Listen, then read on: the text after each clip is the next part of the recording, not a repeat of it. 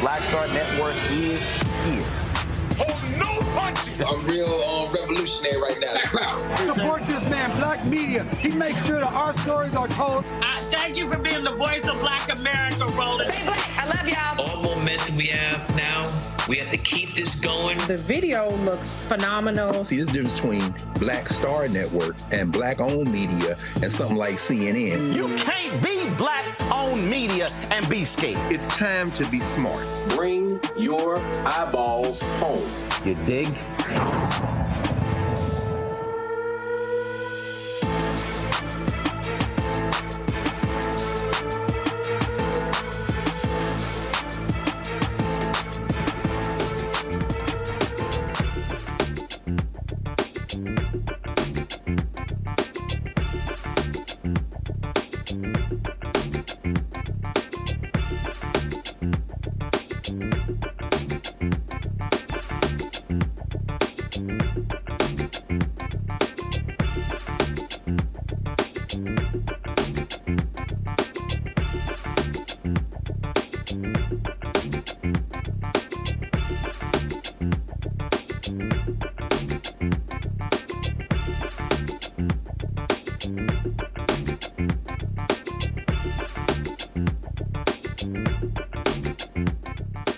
Today is Friday, February 2nd, 2024. Coming up on Roland Martin Unfiltered, streaming live on the Black Star Network.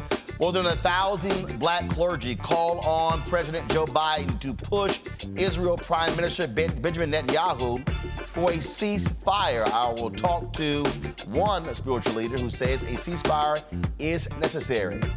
Dr. Gina Stewart broke the precedent by becoming the first woman to deliver a sermon during the National Baptist Convention. The sermon was mysteriously taken down, and why did some of these pastors walk out? She will be joining us on the show. Today is exactly 2 years since Amir Locke was gunned down within seconds of the Minneapolis, Minnesota Police Department trying to execute a no-knock warrant. His family will be here to tell us how they've been doing to get justice for Amir. Plus, tonight we honor two legends we lost this week. Actor Carl Weathers, of course, known to play Apollo Creed in Rocky. He passed today at the age of 76. And we continue paying tribute to civil rights activist and radio talk show host Joe Madison, known as the Black Eagle. We'll talk to one of his Sirius XM radio hosts, Lori Daniels Favors. Also, Vice President Kamala Harris called into the network to express her thoughts on the passing of Joe. We'll have that. Plus, last night I was in Dallas. We'll hear from Reverend Al Sharpton, Reverend Frederick Douglass Haynes III, and also Harry Johnson, the MLK Memorial Foundation, with their tributes to Joe as well. It is time to bring the funk on Roland Martin Unfiltered on the Black Star Network. Let's go. He's got it. Whatever the miss, he's on it. Whatever it is, he's got the scoop, the fact, the find. And when it breaks, he's right on time and it's rolling. Best believe he's knowing. Putting it down from sports to news to politics. With entertainment just for kicks, he's rolling. It's on go, y'all. It's Roland Martin, rolling with Roland now. He's funky, he's fresh, he's real, the best, you know he's Roland Martin now.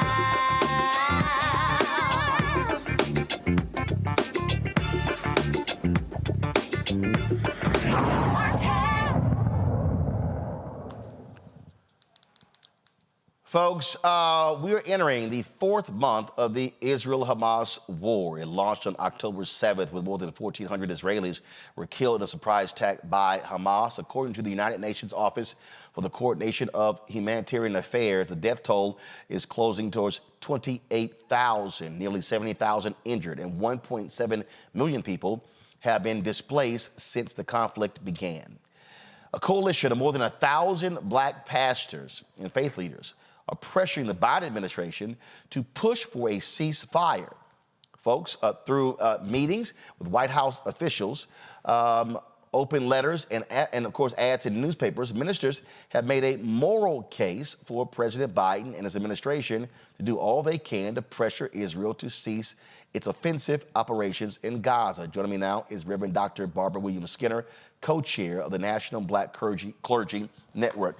Dr. Skinner, glad to have you here. So, how has this been building? Obviously, you don't pull together 1,000 just by happenstance. And so, has this been the case since this war started, or did it pick up steam the last 2 months? First of all, we do want to give God the glory for the life of Joe Madison and his amazing legacy.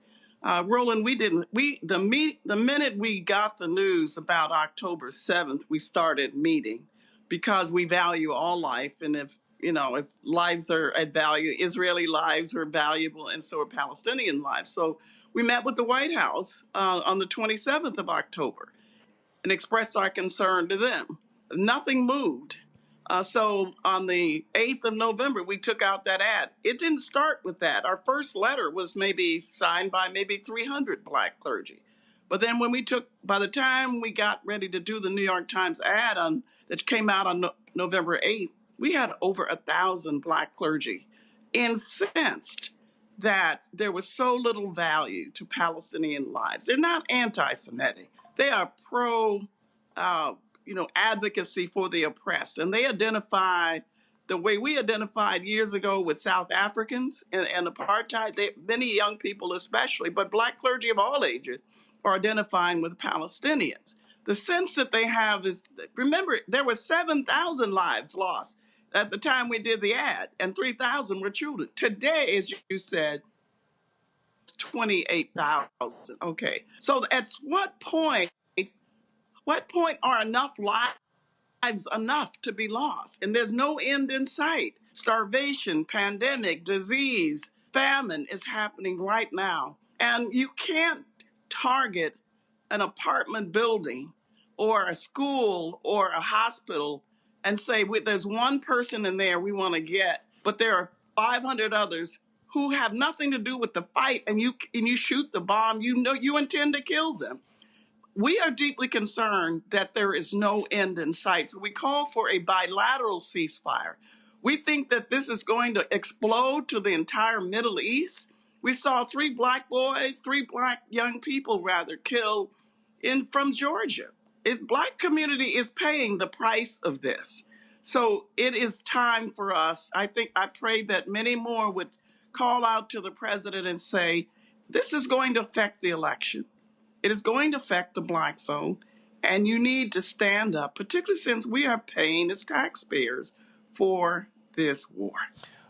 You've had the administration say they do not believe a ceasefire is necessary at this particular time. There are others who say that Israel has the absolute right to defend itself from these attacks from Hamas. Your response? Israel has a right to defend itself. But what we're hearing from backdoor from the foreign affairs people is that they're using unsmart bombs that are scattering like a shotgun. That's number one. Number two, Israel is no more secure today than they were when they started this bombing. So there's got to be more diplomacy and other ways of getting at this problem. So what happens? What's the end game for Netanyahu, who seems to be working just to stay in office? So are we going to let Netanyahu, as taxpayers and citizens, tell us how long we're going to pay for a war that's it seems to be in part to keep him in office? Or are we going to say there's some conditions to this? We know that members of the Senate and Raphael Warnock and Senator Van Hollen and others have an amendment they just put in, Roland, for some conditions to be put on that $14 billion. We know also that there's a discussion right now in the White House about a 60-day ceasefire. That very term is being used, ceasefire for hostage release. If you're going to release hostages for 60 days, then you can add humanitarian aid to that hostage release and extend that. while you're talking about diplomacy. This is bilateral. We're not talking about Israel only putting down their arms. We're saying Egypt, Qatar, and others are standing in the place in those negotiations for Hamas. They're having that conversation while people are being killed. Ceasefire, a bilateral ceasefire, is the only way to save human lives and to move toward a two-state solution, which is the only answer in the Middle East. Do you believe that the ad taken out and the release of this letter was reported in the New York Times on Sunday? Do you believe it is having an effect? Oh, absolutely. I mean, it's having an effect in this sense, Roland. It's forcing people to make some moral choices. And not just Black people, young people of all races are struggling with this. Even those who are concerned with climate justice, who are committed to the Biden administration, are stalling in their support. You can look at what's happening in Michigan, one of the battleground states, that the president, any candidate has to win. The Arab leaders won't even meet with the president. This is going to spill over into 10 months into how you can get out, mobilize, and energize a vote on other issues that affect Black people, voting rights, health care, HBCU support, and all the other issues. You know, this is having a spillover effect for sure, because it's about lives. If either Palestinian lives matter, Israeli lives matter, or no lives matter. Have you heard since this other Black clergy saying we now want to be added to this? So has your list grown? Our list has grown because people understand that this is about moral order. You can't, as a Christian, say all people are created in the image of God and they should be respected and valued and have dignified lives, and not be committed to not having 28,000 people killed, most of them women and children, and then say nothing about it. We cannot be silent. So I'm happy, and the other leaders like Bishop Vashti McKenzie and Mike McBride and Otis III and others are committed to extending this to anyone who wants to sign on that petition. We're looking for a meeting with the White House right now. We want to go back to the White House with that same demand for a ceasefire. We supported this president. We made it possible for him to be in the White House. We have a right to be heard on this.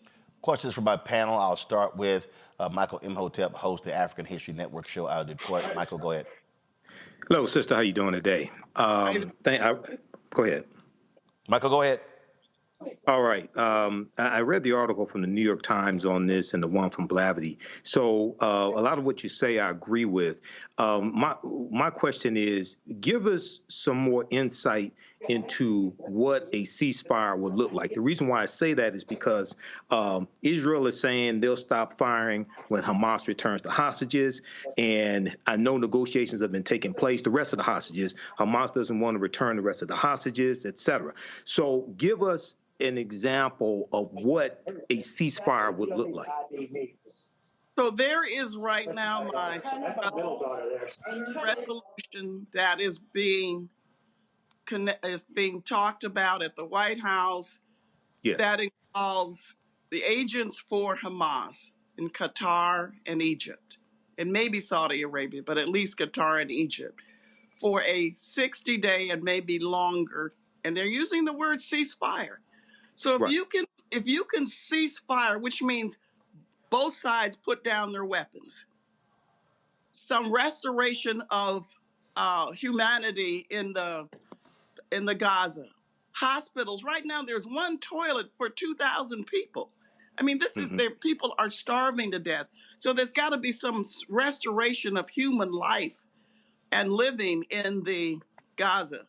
Then you can talk about it for longer than 60 days. My point is, if you can figure it out for 60 days and what you do to put down the arms, then you're negotiating during that time, you can extend that.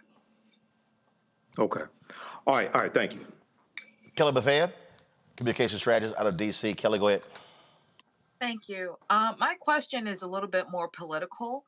I understand the humanitarian aspect of this ordeal, and you're absolutely right. A ceasefire does need to happen purely for the humanitarian aspect of it. But the fact of the matter is, we are in a political year, and as it stands right now, the only two viable options that have been presented to us are Donald Trump or Joe Biden.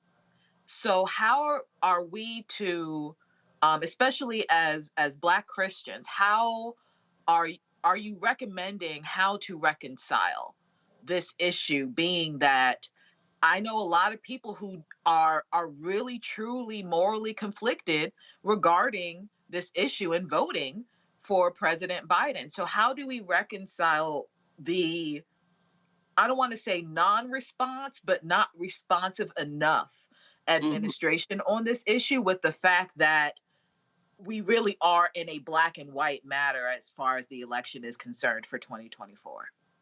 I appreciate your question. I think, yes, we are conflicted. Many of us are. But let's look at it another way. And I think Charles Blow in the New York Times has a great framework on this, and that he posted on Instagram. He said, I don't have to know this guy or like this person who you're asking me to vote for, but I know the one who wants to take down HBCUs and voting rights and the civil rights, all of the infrastructure of civil rights beyond affirmative action, DEI programs, everything that has to do with Black progress. So maybe we have to talk about the person we work against for our interests. Even while we're fighting with the White House to move on this other issue, not voting is suicidal. Okay, if we could agree on that, because you're basically saying you've given up, you have no hope, and you're letting someone else decide your future. But we can say that let's put it this way. Most of the issues, if you listen to Black pollster Terrence Woodbury, most of the issues that Black people ask President Biden to do, HBCU support, higher than ever, student loans, other issues, he has done. They've done a poor job of even communicating it, but they have done. But so you have to ask yourself, what should we be fighting for to save our own lives? What will make sure that someone who wants to deconstruct the entire democracy and all of the freedoms that Black people have gained and marginalized people have gained, there'll be no issue there. It's a non-starter. So at least in a democracy, I have a right to fight. I have a right to protest freely. I have other rights. So it's not a problem for me to talk about what I'm fighting for. I'm fighting for my children, my children's children, their right to be treated decently as Black Americans. That will not happen under the other guy. Trust me. So I've got to fight on both sides. But I'm not complicit in the sense that who should I vote for?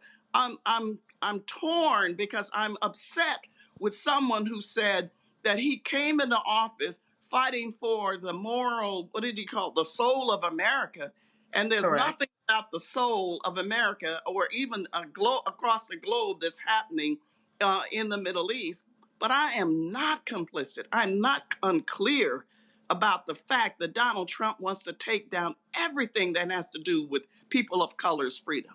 So I got to fight to save my people. So I'm clear about that. Thank you. Matt Manning, civil rights attorney, joining us from Corpus Christi, Texas. Matt, go right ahead. Well, I'm actually down on the border today, so if you can't hear me well, it's because my service isn't great. But we got Dr. you. William Skinner, my question for you is, what are you hearing from your parishioners about their opinions and beliefs as it relates to the ceasefire, and what do you extrapolate from that, kind of to Kelly's question, in terms of what you expect their voting behavior to be in this election cycle coming up? I think we have to be honest, I think we have an uphill battle, not just with younger African Americans, but with African Americans, period. Christians, I can speak for, not other races or faiths, who are struggling with, we are oppressed people, The Palestinians are oppressed. We identify with them. The longer this goes on, the harder it's going to be to make a moral argument for the current president, the longer this goes on. That's a fact. And 10 months is a very short time to mobilize our people. And many of us have started already. And so we're starting with the messaging. But what we're hearing is people are torn about this war, even as they are clear about what the alternatives will do to tear down every point of freedom that Black people have ever gained in this country. All right. Dr. Barbara Williams-Skinner, we appreciate it. Thank you so very much. You are welcome. God bless you. Folks, got to go to a break. We come back, more on Roland Martin Unfiltered, including we'll be talking about the Amir Locke story also. And Dr. Gina Stewart, okay, female pastor, preaches at the National Baptist Convention. All of a sudden, her sermon and all the sermons on their Facebook page comes up missing. They say, oh, it got hacked. Really, y'all? She'll join us. It's time. Folks, we'll be right back on Roland Martin Unfiltered right here on the Black Star Network.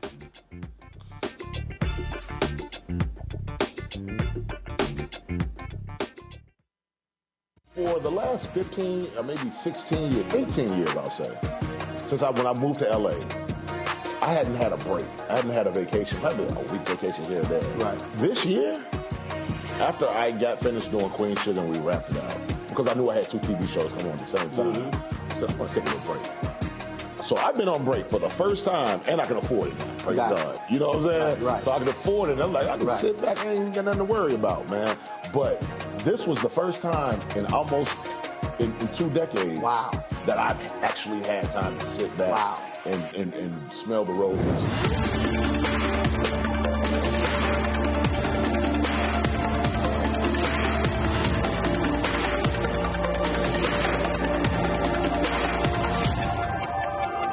Next on the Black Table with me, Craig Carr. Immigrants lured off Texas streets and shipped to places like Martha's Vineyard and Washington, D.C. Believe it or not, we've seen it all before. You people in the North, you're so sympathetic to Black people, you take them. 60 years ago, they called it the reverse freedom rides. Back then, Southern governors shipped Black people north with the false promise of jobs and a better life. It's a part of a well-known playbook being brought back to life. So what's next? That's next on the Black Table, a conversation with Dr. Gerald Horne about this issue of the reverse freedom rides, right here on the Black Star Network. Hey, yo, what's up? This is Mr. Dalvin right here. What's up? This is KC. Sitting here representing the JODECI, that's Jodeci, right here on Roland Martin Unfiltered.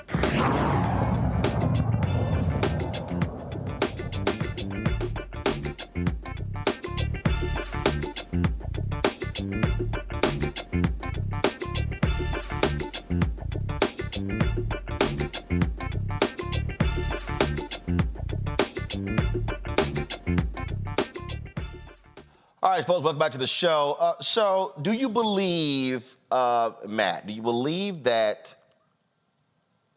if there is not a ceasefire, and we're hearing reports that both sides are negotiating a 60-day ceasefire, do you believe if this prolongs that it is going to have a negative impact on young voter turnout, Black voter turnout, Muslim turnout, and this could potentially hinder Biden-Harris being reelected? I don't know if I would go as far as to say I think it'll culminate in affecting their reelection chances, because I just don't have the data for that. But I absolutely think it's going to have an effect. And I'll tell you that in some of the events I'm seeing in my area, things that are not in any way related to the ceasefire or the war going on there in Gaza, people are finding a way to try to even get our local city government to be held accountable for larger government response. So I think especially with young people, they're particularly energized and particularly plugged into this topic and have strong feelings about it, obviously. So I think the risk that the Biden administration has is if their response continues to be unsatisfactory in the eyes of many young people, young Black people, Muslims as well, then I think you're going to be in a situation where you may have people say, I'm not voting for them at all. I doubt you'll have people going over to Trump, but that's going to take away from their expected base. So I think it absolutely is going to have an effect, although I'm not sure if it will completely undermine their reelection chances. Kelly, we look at polling data. We see what it says. We see the energy that's on social media. We hear it as well. You have Arab Americans who have refused to even meet with President Joe Biden, people from his campaign or from the White House as well. And so just how do you think, again, this plays out when you talk about, because the intense emotions around this are real? Well, that's what I was alluding to in my question to the last speaker. It's just the fact that we are now in an age where we have access to pretty much any type of information that we could possibly want to know about, right? And it just so happens that because this is in our faces by way of our own media, people have opinions about it. People have strong opinions about it. And it just so happens to be an election year, and the incumbent, being President Biden, feels a little bit mum about it. He's not giving a response that is definitive regarding the position of, are you going to let Israel keep killing Palestinians recklessly in this regard? When you look on TikTok, when you look on other social media platforms, but specifically TikTok, you have a lot of actual subject matter experts on this matter. And it just so happened, like I said, it is an election year, and these people are still saying what needs to be said about the Middle East conflict. So when it comes to, what I think it's going to be a very close election. Not just because of youth voter turnout, because if I recall correctly, stats show that youth voter turnout, while it is helpful, we are still in an age where older Americans are the biggest voting bloc that we have. So without youth voter turnout, I don't think Biden is going to win, but it's going to be incredibly, incredibly close if he does not rectify this matter in a way that actually, frankly, makes him seem human about it. Because just saying October 7th over and over again against everything that we're seeing online, that, mind you, is not propaganda, it's not AI, it's not fixed or tweaked or anything like that. This is stuff happening live on the ground, as opposed to what we have seen from IDF and the like that has been proven to be false information. So that's the issue here. We're looking in real time the eradication of a people and a country, being us, that has been rooted in freedom and democracy and basically being the police officers of the world, frankly, unnecessarily so in a lot of ways, not policing this issue.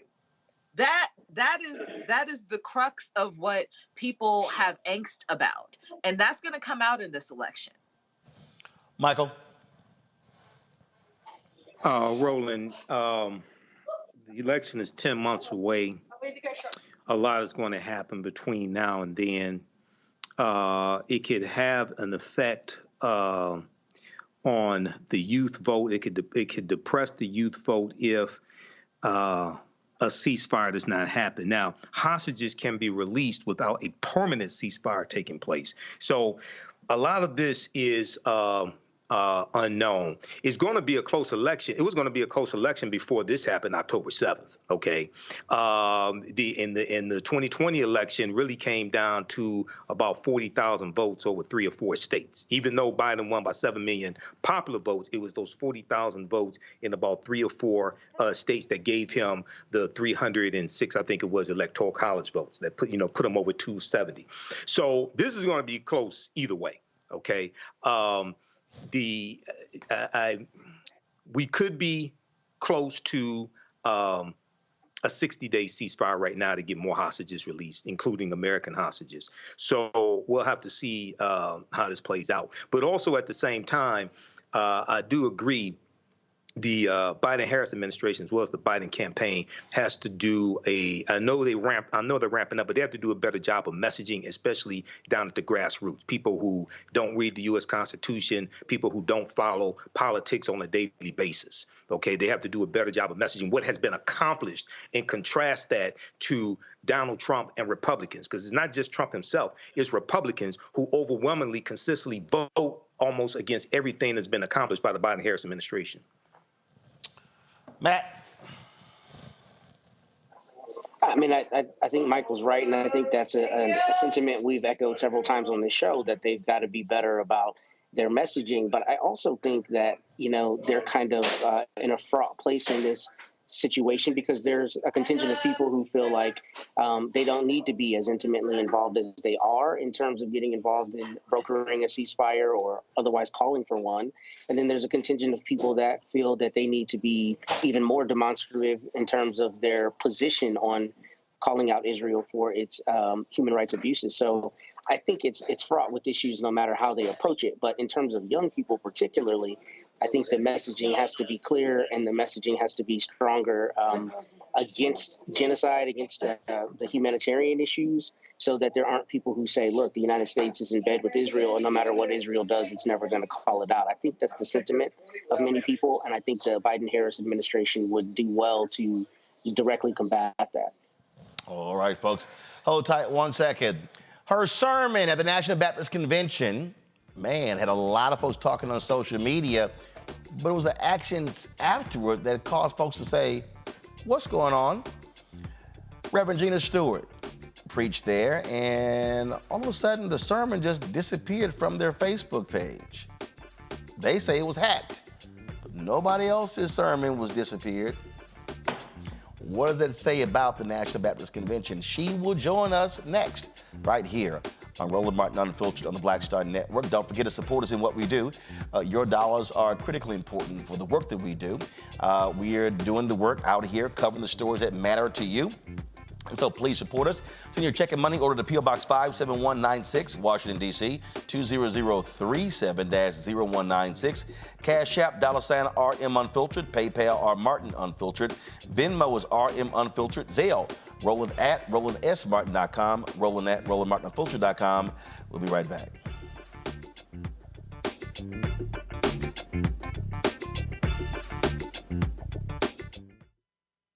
Grow your business or career with Grow with Google's wide range of online courses, digital training, and tools. Gain in-demand job skills with flexible online training programs designed to put you on the fast track to jobs in high-growth fields. No experience is necessary. Learn at your own pace. Complete the online certificate program on your own terms. Stand out to employers, get on a path to in-demand jobs, and connect with top employers who are currently hiring. Take one professional career certificate program or all 6. Earn a Google Career Certificate to prepare for a job in a high-growth field like data analytics, project management, UX design, cybersecurity, and more. All professional career certificate programs must be completed by December 31st, 2024. Scan the QR code to complete the application. There are 1,000 scholarships available. Grow with Google and J. Hood and Associates. Be job ready and qualify for in-demand jobs. I'm Faraji Muhammad, live from LA. And this is The Culture. The Culture is a two-way conversation. You and me. We talk about the stories, politics, the good, the bad, and the downright ugly. So join our community every day at 3 p.m. Eastern and let your voice be heard. Hey, we're all in this together. So let's talk about it and see what kind of trouble we can get into. It's The Culture, weekdays at 3, only on the Black Star Network. Carl Payne pretending to be Roland Martin. Holla! You ain't got to wear black and gold every damn place, okay? Ooh, I'm an alpha, yay. All right, you're 58 years old. It's over. And you are now watching Roland Martin Unfiltered. Uncut, unplugged, and undamn believable.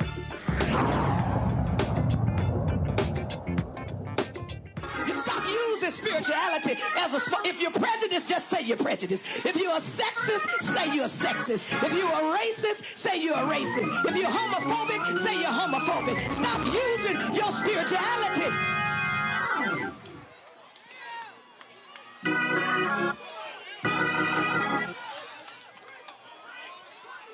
Jesus is in trouble. High five somebody, say he in trouble. Look on the other side and say, that's why I'm in trouble too. He's in trouble because he won't conform to their expectations. He refuses to conform to their agenda. He shifts the power paradigm. He rejected oppressive structures. He advocated for a kingdom where the first shall be last and the last shall be first. They send Jesus to Pilate to do what they don't have the backbone, Roger, to do on their own. Touch your neighbor and say, if you want to do dirt, you might as well have some backbone. Touch your neighbor and say, come on out the closet. Come on, come on, come on, come on, come on. Stop looking for the Sanhedrin to do your dirty work. Stop looking for some religious leader. Stop giving it to a lackey and an armor bearer. If you want to do your dirty, come on out the closet.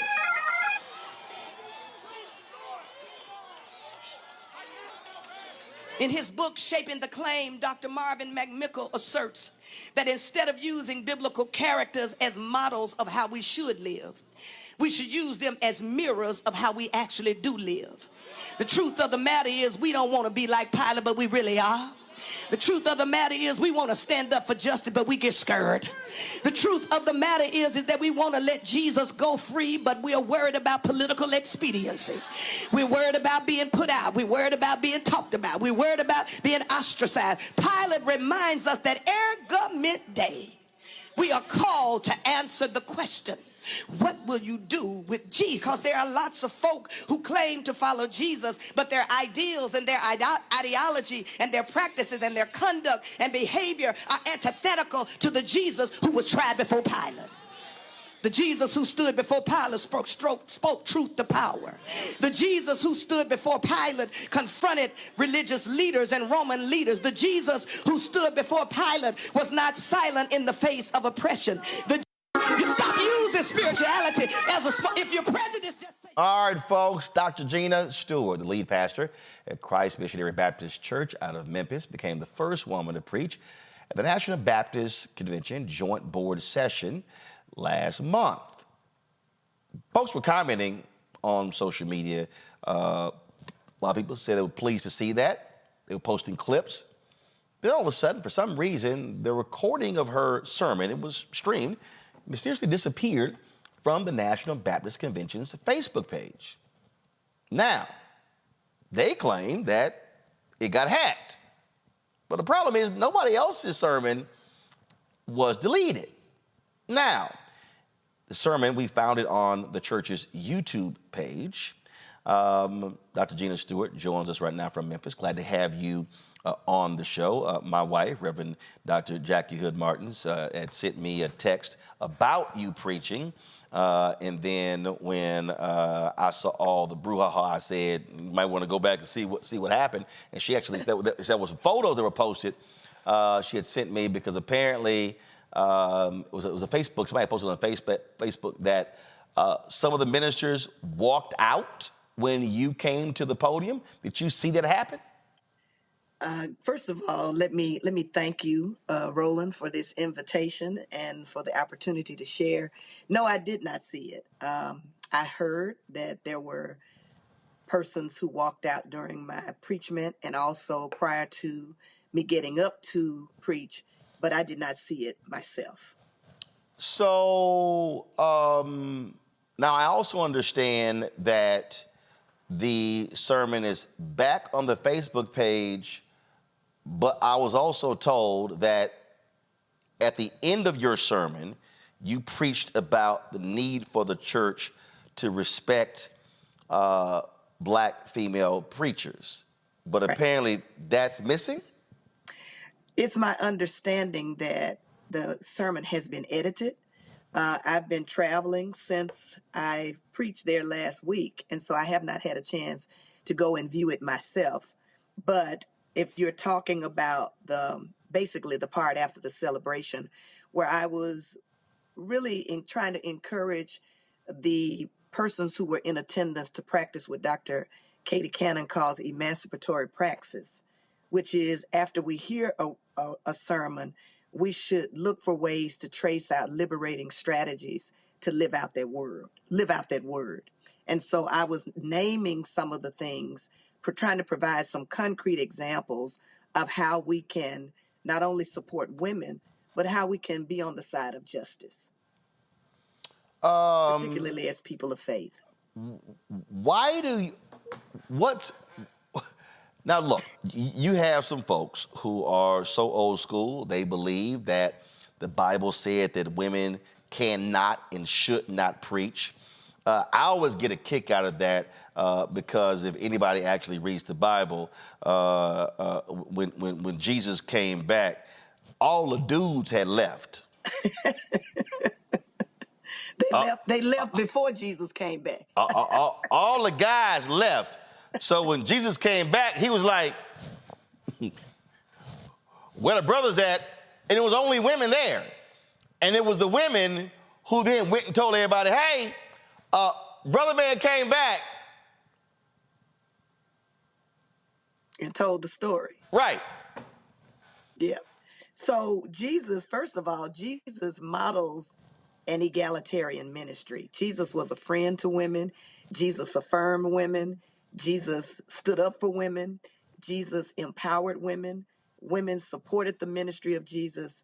And so when we look at Jesus as a model, we see that Jesus' ministry was egalitarian.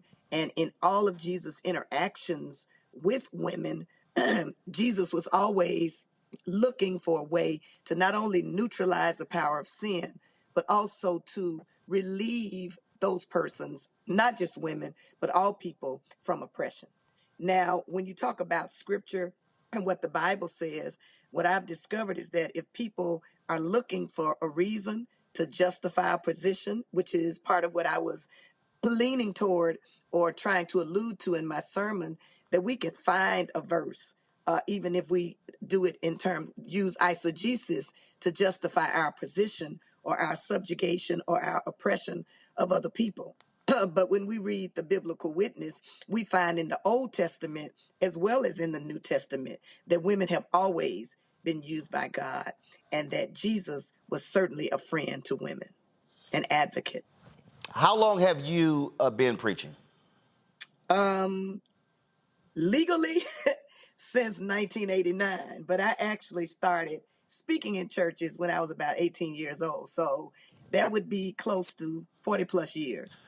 I take it that you have had to endure a whole lot from some of the rabbit fellas when it comes to being a woman of the cloth standing in a pulpit. And again, let's be real clear. A lot of these people, they don't have a problem with women serving in church.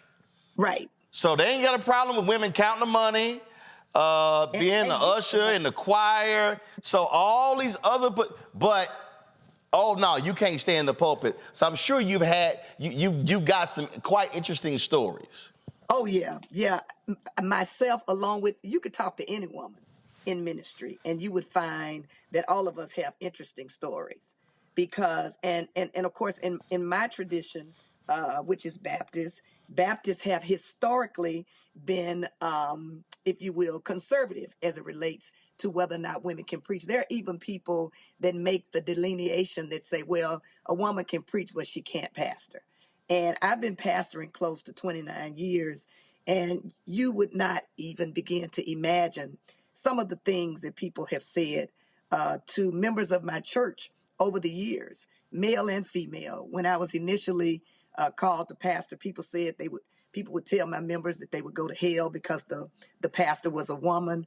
I've had people to join our church excited about being a part of the ministry, but because some authority figure in their life misinterprets scripture or misapplies scripture and makes them feel that they are out of the will of God, they have left the church because of that. So when you talk about the stories that could be told, yes, I have stories, but there are hundreds of other women who are basically trying to fulfill the call of God on their lives that have encountered resistance, subjugation, marginalization, invisibility, and what we saw, an example of what we saw with what happened to my sermon, and although I don't really know what happened, but when it was deleted, it was a form of erasing a woman's voice. As my homiletics professor, Dr. Courtney Buggs, and I were talking yesterday, this is erasure, because if it's not there, it does not exist. And so, yes, to answer your question, yeah, we have plenty of stories to tell. We don't even have enough time to talk about the stories and the incidents that we've experienced. I mean, I've been invited to do words of comfort, and this has happened as a pastor. I've been invited, and it has happened a while ago, but I've been invited to do words of comfort as a pastor for members of my church who invited me to come and have words of comfort. And there have been pastors, not many, but a few, who have called me in advance and said, I haven't taught my people yet about women in ministry. So I just want to ask you, when you come, if you sit in the audience and not come to the pulpit. That happened to me as a pastor. I remember. When I joined the Church Without Walls, we were visiting another church, and we were leaving church, and Jackie says, I got to stop by my place. I got to change clothes. I was like, what you got to change clothes for? This church doesn't allow pants. And I was like, I guess we ain't going to visit that church. I said, we have to give Pastor West our and so then she started telling me about something that happened at this church where they all came in, and again, Pastor Ralph D. West, he was senior pastor at Brook Hollow Baptist Church, Church Without Walls. But at this particular church, one of the deacons, homeboy just decided to go off. He was like, she can't sit on the front row. And then the other pastors from Church Without Walls says, brother, this is Reverend Jackie Hood. She's the education minister. And she tells me that he puts his hand in her face and he's looking over here and says, I don't care who she is, she can't sit on the front row. And so then the other sisters in the church made room for her to sit on the second row. And I said, let me be real clear. If that ever happens and I'm there, you might as well go get some bail money. I said, because a deacon gonna get his ass whooped. That's exactly what I said. I said, I don't play. I said, I'm telling you right now, I said, go get some bail money, because a deacon's gonna get beat down at the front of the church if he put his hand in your face in my presence. I'm just letting you know how this gonna go down. So what happened? Well, did she leave? Oh, no, she sat in the second row because, again, this is before we got together. This is before we got together. Okay. No, the story would not have ended that way if I was actually there at the church. But it's that kind of insanity that to me is just beyond stupid. And even in this case here, and I'm having my staff check right now in the control room because I want to know if the end got cut. And if so, that to me is grossly offensive that they would do that. And what's even more offensive to me is the hiding behind. If you gonna cut it, be a man and come out and say it. Right. But don't sit here, so you got hacked. Now, everybody else video up, but that one video came down. Come on now. See, and that's the other deal for me. If you're going to be big and bad enough to do something, own it, but don't try to hide behind the pulpit when you get called out publicly. Yeah, and one of the things that I've been saying is I think that what I hope this moment will do is create these kinds of teachable moments that we're having, where people are really having the discussion and really talking about what it means to experience injustice, whether you are a woman, whether you are same gender loving, whether you are people of color. Oppression is oppression, and oppression is real. It just so happened in this particular instance that what happened to me as a female or a woman. But I'm hoping that this will lead to a larger conversation about why the symptoms of what we saw with the removal of a video exist. Because what we're talking about are symptoms. What we really need to address is the systems that continually contribute to the oppression, the marginalization, the invisibility of women and other oppressed groups. And one of those things, one of those systems is patriarchy.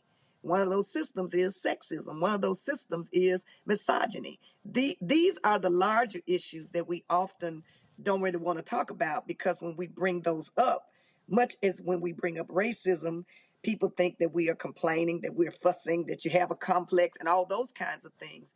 And yet these are the systems that are deeply embedded in society, in culture, and in our churches. And the tragedy is that they go on without impunity. As you said, that deacon pointed his finger in your wife's face unapologetically. Thankfully, Dr. Ralph West and his staff stood up for her, but in a lot of instances, that does not happen for women. So all is when that.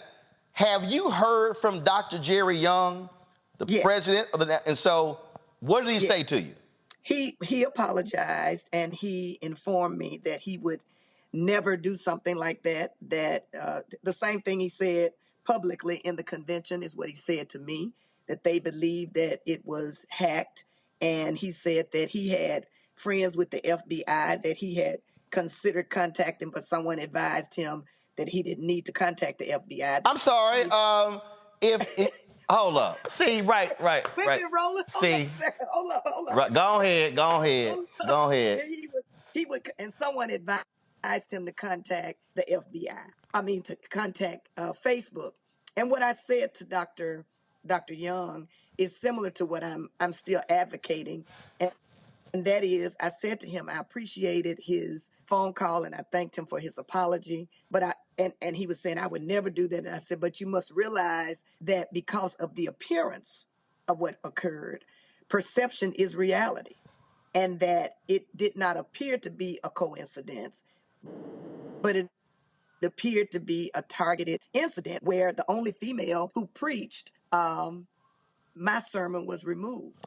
I also said to him that I believe this could be a pivotal moment for the convention, because there are many women who serve in that particular convention, and that question, the woman question, still needs to be addressed. And what I tried to encourage him to do in my comments to him in terms of his apology with it was that this is a pivotal moment. This could be a teaching moment. This could be a moment of liberation for the convention, a moment of liberation for the women that serve and serve diligently, who give their money, who serve, and not just for the National Baptist Convention, because we know that the needle still has not moved very much. There are many more women that serve. Several women have been elected to serve in pastoral leadership, and people are beginning to consider women, but the numbers, there's still a great disparity. And so what I said to him was, this could be a very pivotal moment.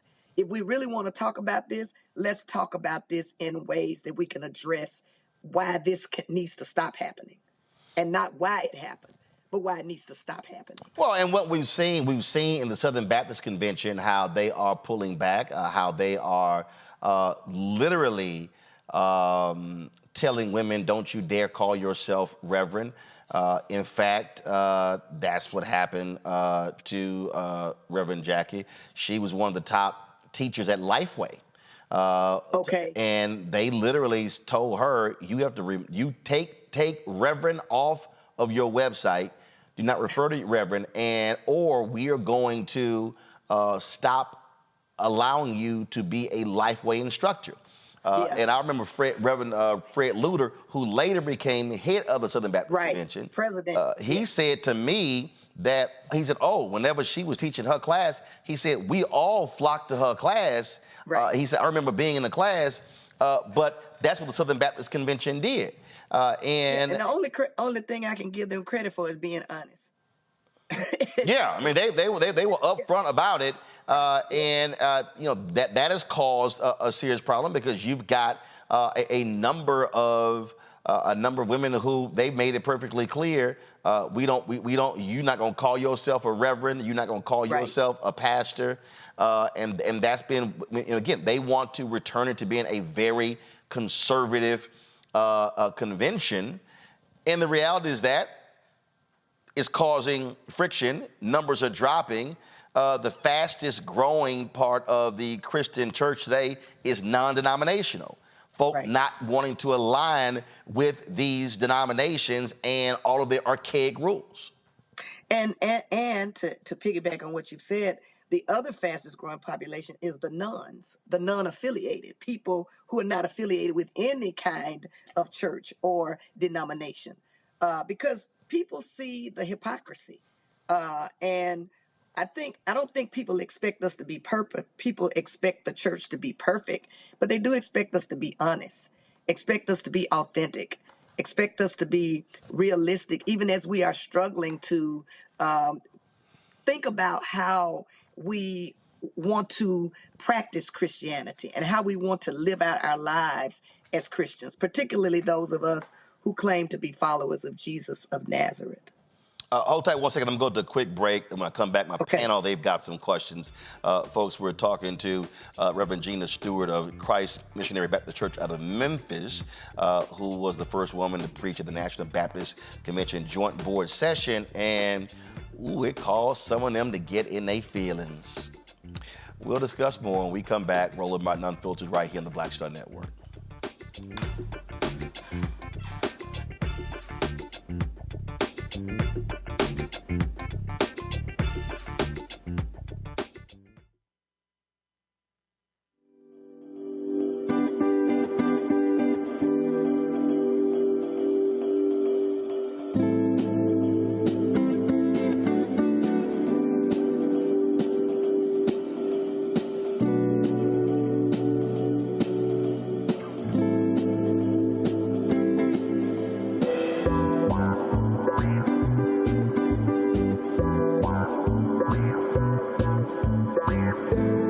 On the next Get Wealthy with me, Deborah Owens, America's Wealth Coach, the wealth gap has literally not changed in over 50 years, according to the Federal Reserve. On the next Get Wealthy, I'm excited to chat with Jim Castleberry, CEO of Known Holdings.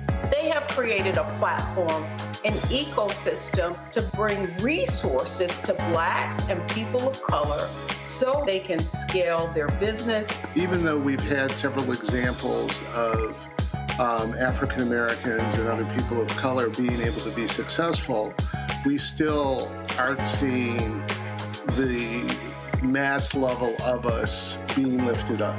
That's right here on Get Wealthy, only on Black Star Network. This is Reggie Rock Byford. You're watching Roland Martin, unfiltered, uncut, unplugged, and undamn believable. You hear me?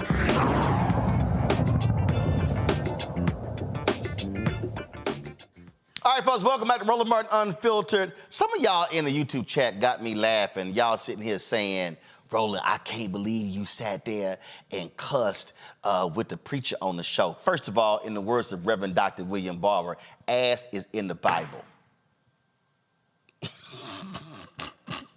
Y'all know I ain't got no sense, so look, I ain't the one with papers. Look, Matt, like, I know he ain't just do that. I did.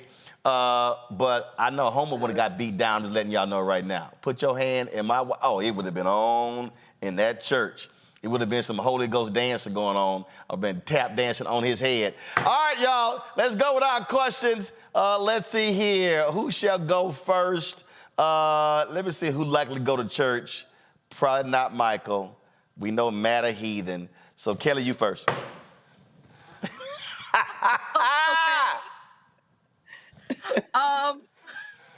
I'm sorry, that threw me for a loop. Reverend, thank you for coming on the show. Thank you. My question to you is a little personal because I actually haven't been to church in a while. I correction. I haven't had a church home in a while, specifically because of church politics. I grew up in a mega church. I saw how they treated my mom and family upon, divorces and other, interfamily things, and the hypocrisy that you mentioned. I've definitely been witness to quite a few things. So it left a bad taste in my mouth. Not saying I'm any less Christian, but I'm really discerning when it comes to a church home. So my question to you is regarding women in the pulpit in general, because that's another thing. My mom was a minister of music. I've seen her on the pulpit many times, both as a music director and a musician, but also as a preacher. How do you encourage and help other women reconcile the church politics and, frankly, what you had to deal with just last week by way of what we've been talking about? How do you reconcile the church politics and the gunk, so to speak, with the pure faith that you have and the call that God has on many women's hearts to come to a pulpit? That's a long question and a good question, and I'll try to give you my Cliff Note version. Yeah. Praise the Lord. Yes, the Cliff Note version. My Cliff Note Kelly version. with the 8-part question. Yeah, I think first of all, you do have to recognize, number one, and I'll kind of share out of my own experience. When I was making the decision to go into ministry, I was aware of some of the resistance that I would encounter, not necessarily from my pastor, because he was very affirming of women, but because I knew that our denomination was conservative toward women, and I knew that there were people who would not necessarily embrace my calling.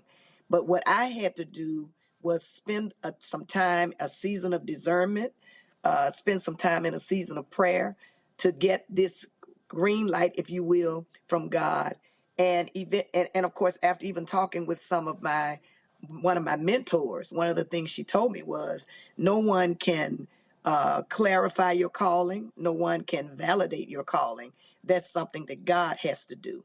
But she did tell me, act on what you have been told to do. And what I decided to do was act on that, yes. And I accepted my call to ministry at the age of 29, and here I am at the age of 63. And while there have been challenges, I'm glad that I said yes. As it relates to the politics, I think we have to realize that churches are spiritual organisms, but they're also made up of human people.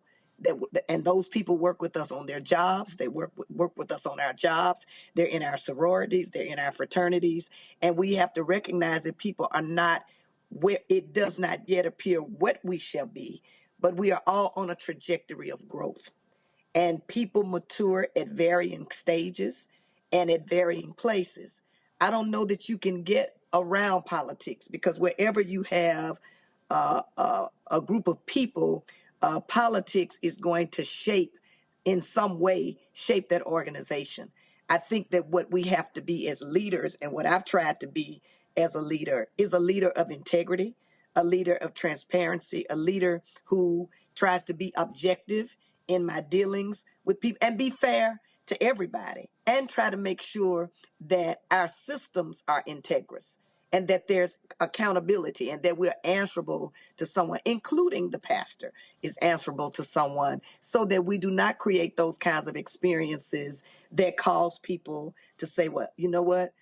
When I was growing up, they used to say, baby, just stay out the office. If you stay out of the office, and what they were really referring to, if you can stay away from the politics of church, that you will be fine. But you really cannot be involved without experiencing some of that. And so I think one of the things we have to do is realize that we're dealing with human beings who have shortcomings, not to make excuses, but we also have to realize that people. Yeah, just fact. I mean, I don't care. I mean, look, listen, the church, the club, the Fortune 500 company. I mean, you can sit here and bring up any organization where regular, ordinary folk are there. You're gonna find drama. You're gonna find all of that. And trauma. I mean, drama, trauma. You're gonna have all of that sort of stuff. And for the Simple Simons out there, who are sitting here, that's the black church. No, it's not. The biggest. It's not unique to the black church. Listen. The Southern Baptist Convention, a report was done showing all of the freaks and the pedophiles and the sexual abusers in there. And let's not talk about the Catholic Church and all of the nonsense there. So let's just be real clear right there. All right. And can I add, Roland, that I think the other thing has to do with expectations. Mm-hmm. And whenever there's a discrepancy between expectation and reality, disappointment occurs. When we go into a church, we have this expectation that it will be different, that it will just be joy to work with the saints, and that everybody loves Jesus and everybody is going to be above board, that people are not malicious, that you won't encounter any of the things we encounter on our job, but that is not the reality. The reality is that the same people that we work with on our jobs in these other spaces are also in our churches. Indeed. Matt? First, I want to say, Dr. Stewart, you notice that Roland talking about me, but he talking about fighting Deacon Aloysius Jenkins in the church. So hey, put your hand in my wife's face. I'm letting you know what's gonna go down. You make it. Well, you know what? In any event. We're grateful that you are willing to defend your spouse. That's for sure. Mm-hmm. Oh, listen. Do it to my wife, my sister, my mama. I'm just letting y'all know somebody gonna get smacked. Just letting y'all know. Hey, you said be upfront and honest. I'm being upfront and honest. I've been in federal court all day. Let me just say, not guilty, Roland. Just don't make any admission. But in any event, Dr. Stewart, thank you for joining us and thank you for your leadership. My father is actually a Baptist pastor in Austin, and he's had women preach in his church. But one of the things he and I talk about often when he talks about his church is the issues with membership. I mean, the average age of people in his church are, elderly, and he doesn't have a lot of young people coming to the church, even in a big city like Austin. So my question to you is, what are you finding as a corollary with women being put in prominent positions in the church like yourself, pastoring a church? Are you finding a correlation between how many young and new people you're able to bring into the fold and keep them there if women are prominently in leadership?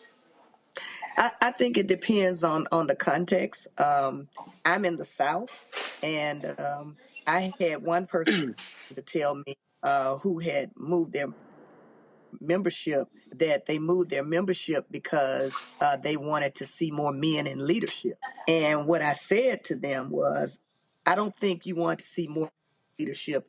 You probably wanted to see, your husband probably wanted to see all men in leadership. But because I believe in an inclusive kind of church, the body of Christ, that male and female bring gifts, children, seniors, young adults, etc., then inclusivity should be I try to practice inclusivity. And so as it relates to the way that I lead, women and men lead at our church. And we're trying to train children to grow up to lead. We give them space to lead. We try to create space because that's the kind of environment that I was raised in. In my church environment, I did not become an adult and start serving in churches and given opportunities to lead. I was given those opportunities to lead and to nurture my gifts from the age of 10 when I was baptized up until I began to accept my call to ministry, and then later went into the pastorate. So I think a lot of it has to do with I'm saying that to say, I think a lot of it has to do with the philosophy of the pastor and that pastor's ministry philosophy. I operate from a philosophy of inclusion, which means that I'm always trying to be intentional about making sure that everybody in the congregation is represented. Because when people come to a congregation, they need to see themselves. If a woman goes into a congregation and she doesn't see anything but men in leadership, that should be a red flag. Before the pastor says anything, it should be a red flag that this may not be a place where my gifts can flourish. Because who we put in leadership says a lot about what we think about the people that we are inviting to serve. Our values. That's right. Thank you, Doc. Michael. You're welcome. All right, Dr. Gina Stewart. I guess Roland said he was saving the heathen for last. But even though I don't go to Sustained. Even though I don't go to a church physically, I do attend services online. Bedside Baptist. Village, the African village out of Atlanta, Georgia. And you were doing that before COVID? Yeah, before COVID. Yeah. Yep, Bedside Baptist. Going back to 2010. Going back to 2010. What'd you say?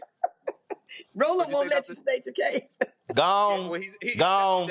He always does that. Come on, Bedside Baptist. Come on, Bedside Baptist. So in your January 23rd speech, you said, I think the larger issue is how has patriarchy, how has misogyny, misogynoir, and sexism to the symptoms and the kinds of practices that we see. And then right before the break, you said that this can serve as a moment of liberation, and you talked about women being oppressed in the church. What was the response from pastors, from ministers, male pastors, ministers, etc., when you talked about this can serve as a moment of liberation and women being oppressed in the church? What was their response to those statements? Well, I didn't make that statement directly in my sermon. I was saying that I would hope that the way that the sermon has gone viral, that this could be a moment, this could be a watershed moment, a turning point for the church to examine some of its practices and even in other spaces, that we examine our practices in terms of the way that we treat not only women, but other oppressed and marginalized groups. Now, I will say that one of the things that, in addition to the way that this sermon has gone viral and just been on all kinds of platforms, has been the way that this message has resonated with male and female, with men and women. There were as many men complaining about the sermon being taken down as there were women. And I found that to be awe-inspiring and humbling at the same time, because typically you find that women will come to the defense of women, but in this particular case, it appeared to me as I have received text messages and messages of encouragement from people on social media, in my direct, folks are DMing me on Facebook. It has been men and women who have been affirming this message. And I'm hoping that will continue, that this will not just be a one-time moment, but this will be a movement, that we will really begin to try to be like Claudia, because at the end of the day, what I was really, the question of the sermon was, what will you do with Jesus of Nazareth? And the question pointed to the fact that the Jesus that we preach about was a Jesus who was on the side of the oppressed, a Jesus who spoke truth to power, a Jesus who did not tolerate corruption, a Jesus who challenged people, a Jesus who was a friend to women. What will we do with that Jesus?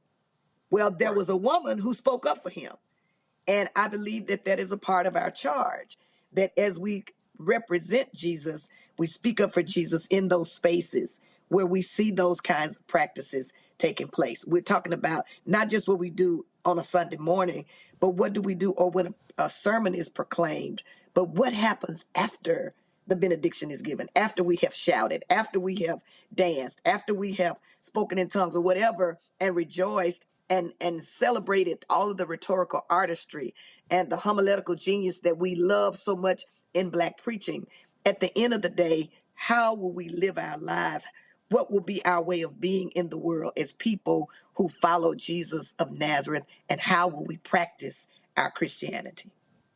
What has been a blessing has been the response of male and female, and even young people and children. Right. All right, then. Well, Reverend Stewart, I appreciate it. Thank you so very much.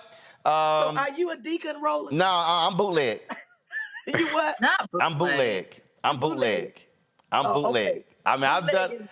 Bootlegging preaching or bootlegging deaconing? No, I'm bootlegging preaching. I've done a number of churches. In fact, probably like 7 straight years, I did Reverend Kenneth Whalem's Men's Month. And so Yeah, so I have, I've been his pulpit, Reverend Jenkins at First Baptist Glen Arden, churches in Chicago. So if I invite you to Memphis, you'll come. Oh, I'll come, but you got to invite my wife first. She got papers. Okay, I can do that. She got papers. Okay, she did all that seminary stuff. She got papers. I ain't got time for all that. You know, one of the things that's important to me is you talk about inviting women, and I know my time is up, but is your time not up. I own the show. Oh, okay. Is the stewardship of my ministry. And one of the things that's important to me is opening doors for other women. So, and that's another example. You know, a lot of times you'll see a flyer and you'll see one woman and you'll see 3 men. Mm-hmm. But on my flyer, you might see 3 women and 1 man. There you go. Because I believe that stewardship of this influence and this great gift that I've been given is not only a responsibility I have, but it's something that I am accountable to God for. So yeah, I would probably invite your wife first. That's fine. Right. I ain't got a problem with that. I'm good. I tell you what, you know, because see, normally when she get ready for a sermon, she go like into a cocoon and be sitting there she going to sit with the Lord. Be like books all around. And I'm like, man, what you doing? So I'm getting prepared for my sermon. I say, when's your sermon? She like, in 3 weeks. I'm like, 3 weeks? Like, what you doing? So she's taking her assignment serious. I'm like, man, that's just, so she got.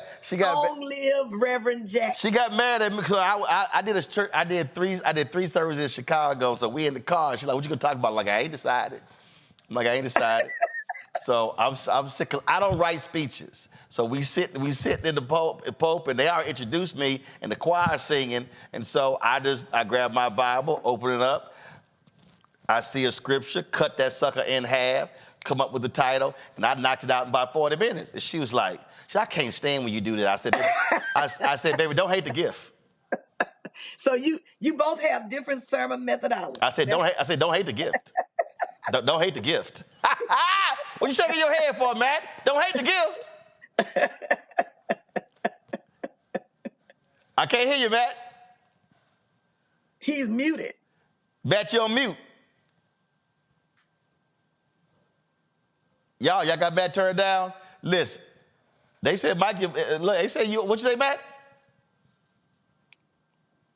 Now, Matt, you on mute. I don't know what's going on. Well, bottom line is, listen, that's how I roll. And so, listen, God gives me to a whole different way. But that cocoon stuff, I'm like, girl, that's way too much for me. I can't. No, that's too much for me. Listen, Roland, everybody's methodology is different. I know. I just tell them, don't hate the gift.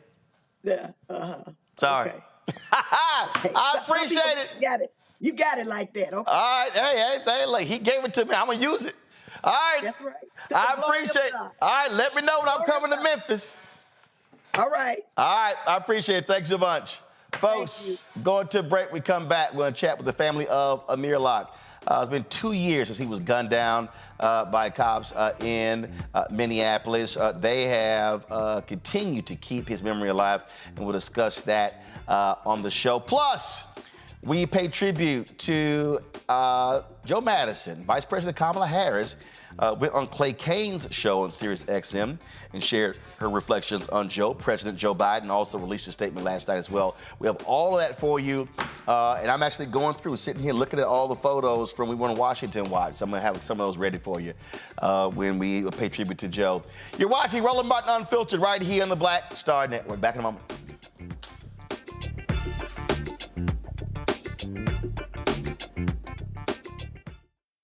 Next on The Frequency, we have an incredible conversation with my guest, Nadira Simmons, talking about her new book, First Thing First, Hip-Hop Ladies That Changed the Game.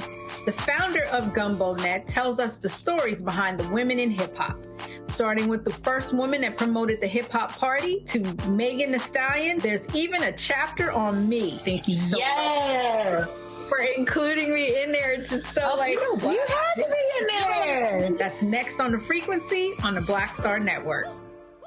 Hatred on the streets, a horrific scene, a white nationalist rally that descended into deadly violence. White people are losing their damn minds. As an angry pro-Trump mob storms the U.S. Capitol, we've seen shooting. We're about to see the rise of what I call white minority resistance.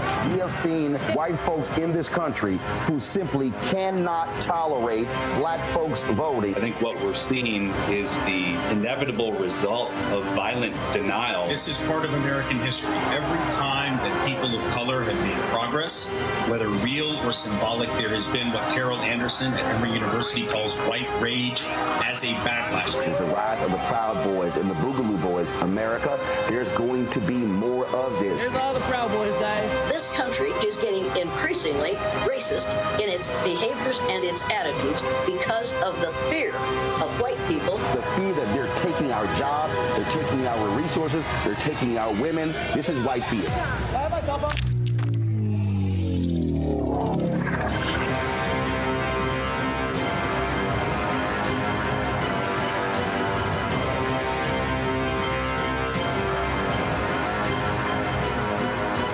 When you talk about blackness and what happens in black culture, we're about covering these things that matter to us, speaking to our issues and concerns. This is a genuine people-powered movement. There's a lot of stuff that we're not getting. You get it, and you spread the word. We wish to plead our own cause.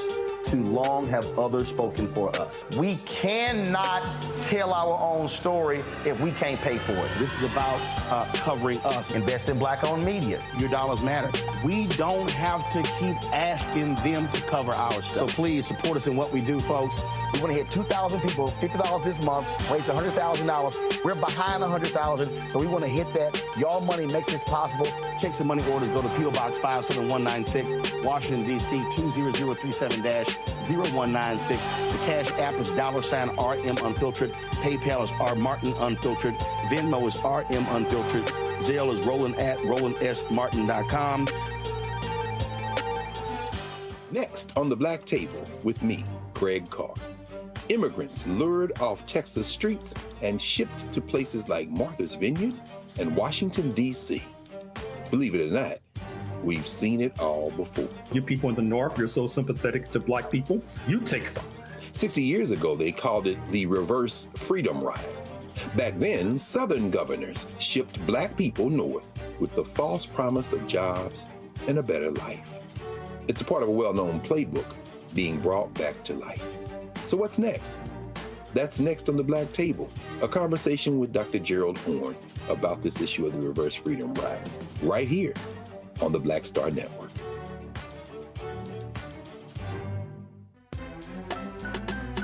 I'm Faraji Muhammad, live from LA. And this is The Culture. The Culture is a two-way conversation. You and me. We talk about the stories, politics, the good, the bad, and the downright ugly. So join our community every day at 3 p.m. Eastern and let your voice be heard. Hey, we're all in this together. So let's talk about it and see what kind of trouble we can get into. It's The Culture, weekdays at 3, only on the Black Star Network.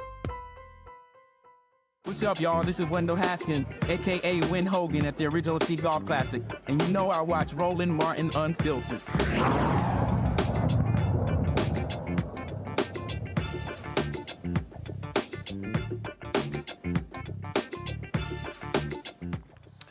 Two years ago today, the Minneapolis, Minnesota Police Department was executing a no-knock search warrant in a homicide investigation when SWAT officer Mark Hanneman opened fire on a startled Amir Locke within seconds of opening the door, fatally killing the 22-year-old. Since Amir's murder, his family has been making sure his death was not in vain, especially since Hanneman was not charged with Amir's killing. Amir's aunt and uncle, Andrew and Linda Tyler, produced the documentary No Knock, No Charge, the Amir Locke story. Here's an excerpt. We don't want to continue to hear about being a police officer. It's a difficult job. You have to make split decisions. You fear for your life. You're not drafted into the police department. You chose that profession. And if you think being a police officer is a difficult profession, try to be a black man. And we have to have a justice system that's held accountable. So I think when it comes to these no-knock warrants, it's one of the reasons why we advocated a package of reforms in conjunction with public safety measures.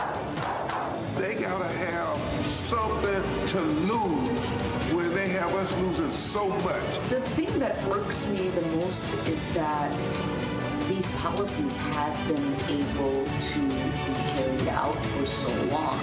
This is what I would call the anatomy of a cover-up. Amir's gun barrel is pointed straight ahead. Officer Hanneman is to the right of where the gun is pointed. This appears to be the gun laying on its side. You can see the outline of the trigger guard. Amir never pointed the gun at any of the officers. Minnesota has a responsibility to its citizens. If the law does not allow us to file criminal charges in this case, what can we do? Yeah, I'm sorry it took this tragedy, but there are voices now saying across the political spectrum that these are dangerous. They're dangerous for, as you saw in this case, a young man, they're dangerous for police. And we need to figure out what the best practice is to make sure, one, we're getting violent criminals or folks that we're looking for off the streets, but this young man had nothing to do with the warrant. It didn't matter that Amir's name wasn't on the warrant, because we don't have a right to a name in the eyes of some in this country. They go to the funeral home after the Minneapolis coroner's office wouldn't release the body. They wouldn't allow for them to see their son. They wouldn't allow for them to identify their baby boy. See how was super wrong. PG. They made us do this. Amir did everything that every law-abiding gun owner in Minnesota does. Apparently, errant shots into other parts of the house, which in an apartment building puts other people at risk. Continue to have your restless nights, because I know you do. You were probably restless before they decided to not charge you today. If you had time to kick a couch 2 times, not one, but twice, you had time to de-escalate the situation of my melanin black son. Now, you're going to have to deal with me. So my question is real simple. Are you going to press charges once we show you that there's more evidence in the Amir Locke case? Or once you actually go back and review and look at all of the evidence? Folks, they join us. Andrew, his wife Linda, and Amir's parents, Karen Wells and Andre Locke Sr. Glad to have all of you here. When it comes to this documentary, obviously for some, they would say that that's just having to relive all of this over and over and over again. But why was it so important for y'all to do this, to push this story out, and for people to not forget what happened? Let's see here. Karen and Andre, I'll start with you first. Well, it's like first off, thank you for having us on the show. I thank God for this opportunity that we're able to be on your platform, that we can talk about Amir, saying that we lost him 2 years ago. For Karen and myself and for our family, it was very important, almost like the Emmett Till, the Mobley Till situation, where she was able to show the world what happened to Emmett Till. And this was Karen's take on it, and also my take on it. And I agree with that, so that we can make sure that he wasn't forgotten, and so that the world can see that the truth needs no support. Karen? Once again, I would also like to say thank you for having us on your show and continuing to be a voice for our son, Amir Locke. Like Andre Sr. stated and said, it's very important for people to understand and know that in cases like this, officers and the media always put out a one-sided narrative. And Amir was awaking out of his sleep. He was not part of the warrant.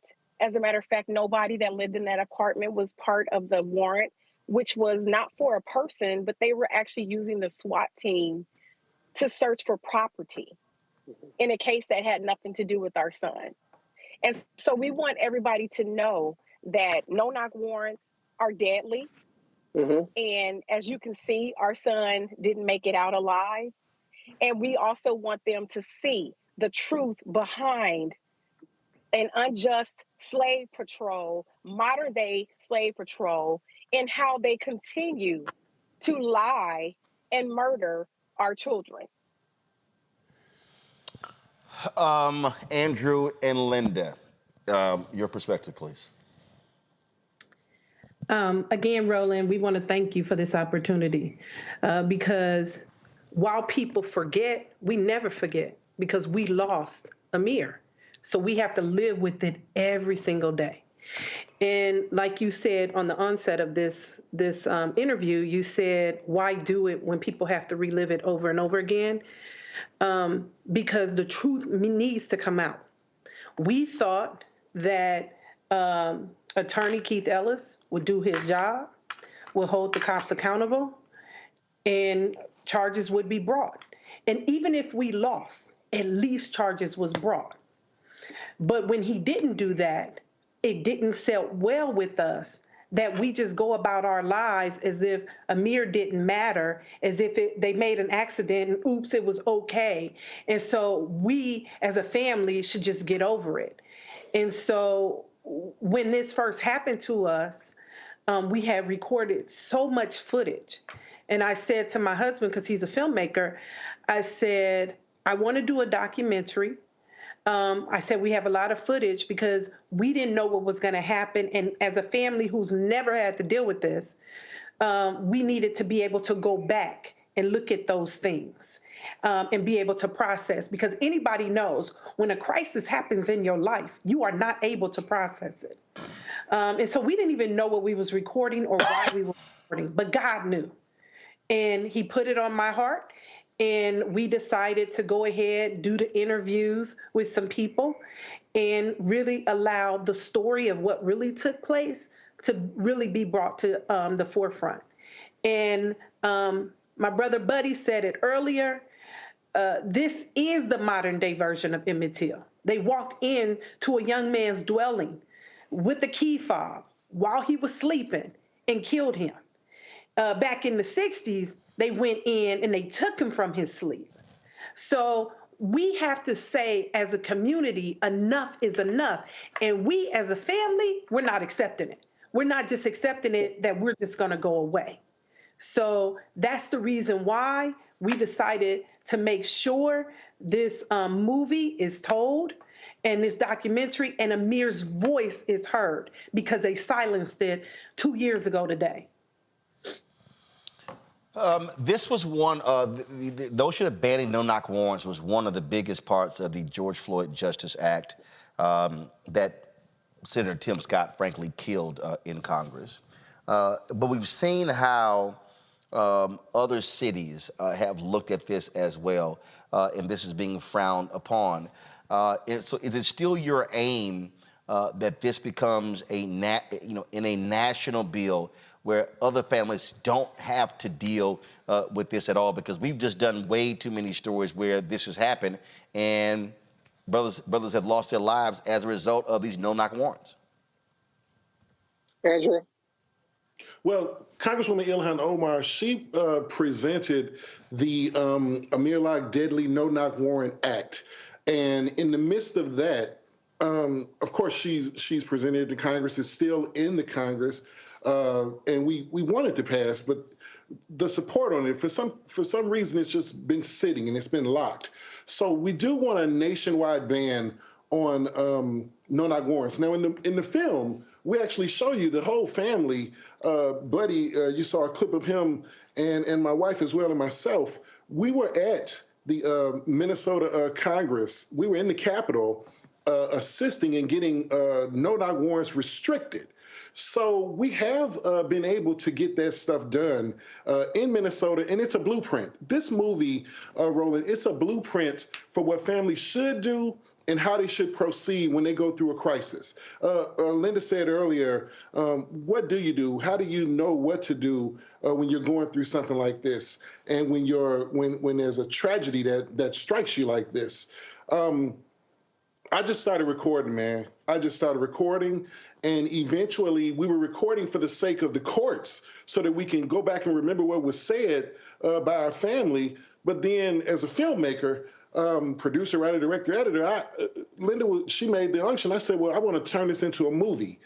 And she said, no, let's do a documentary. So I ended up getting the permission from Karen and Buddy, and they agreed to it. And it's been a hard thing for us because we've traveled to Arkansas, we've been to New York. In creating the film, we've exhausted monies to do so. And now we're just starting to see a little bit of light. We've been accepted into the Pan-African Film Festival, the Twin Cities Black Film Festival.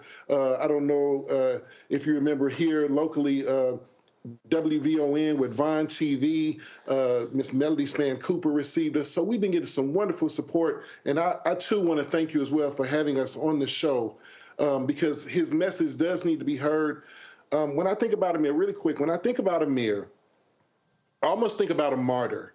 You have someone sitting there and he becomes this martyr for no-knock warrants. Previous to that, it was Breonna Taylor. Well, this is not the Breonna Taylor story. This is totally different. They walked in, killed somebody, know they killed somebody, and then tried to cover it up. And what I did was I took 56 body cams and showed you what they did on camera in their own words. Nothing is filtered, nothing is altered. They say what they did, including the coroner's office, all the way down to, I mean, it is crazy what they do to black folk. So I just wanted to make sure that this becomes a modern day blueprint more than an Emmett Till story, because we have one of the family members of Emmett Till in the movie supporting us and helping us. So Lord willing, it'll turn into something much larger for when you have a 22-year-old sitting on the couch, the police can't come in and just kill them. And this is white, black, Mexican, Puerto Rican. This is not a black people story. This is an American story. They continue to do it, man. They continue to do it. And no accountability, Roland. No accountability. Yep, indeed, indeed. If folks want to get more information on the film, but also on the work that y'all are doing public policy-wise, Karen, where should they go? Well, actually, they can follow all of our Facebook pages. We also have a page set up for Amir Locke. And we always go on and we post information about everything that we're doing in honor of our son and just continuing to fight and get justice for him as well. All right, then. We'll appreciate it. Keep up the good work, and thanks for your service. Thank you. All right. Folks, go into a break. We come back. We'll pay tribute to actor, former football player Carl Weathers, as well as continue our tribute to the Black Eagle, Joe Madison. You're watching Roland Martin Unfiltered right here on the Black Star Network. For the last 15 or maybe 16 years, 18 years, I'll say, since when I moved to LA, I hadn't had a break. I hadn't had a vacation, probably a week vacation here and there. Right. This year, after I got finished doing Queen Sugar and we wrapped it up, because I knew I had 2 TV shows coming on at the same time. So I'm going to take a little break. So I've been on break for the first time, and I can afford it now. Praise God. You know what I'm saying? Right. So I can afford it. And I'm like, I can sit back and ain't got nothing to worry about, man. But this was the first time in almost in 2 decades that I've actually had time to sit back and smell the roses.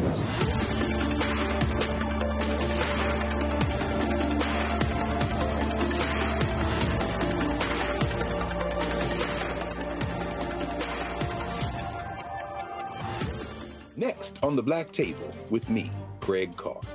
Immigrants lured off Texas streets and shipped to places like Martha's Vineyard and Washington, D.C. Believe it or not, we've seen it all before. You people in the North, you're so sympathetic to black people, you take them.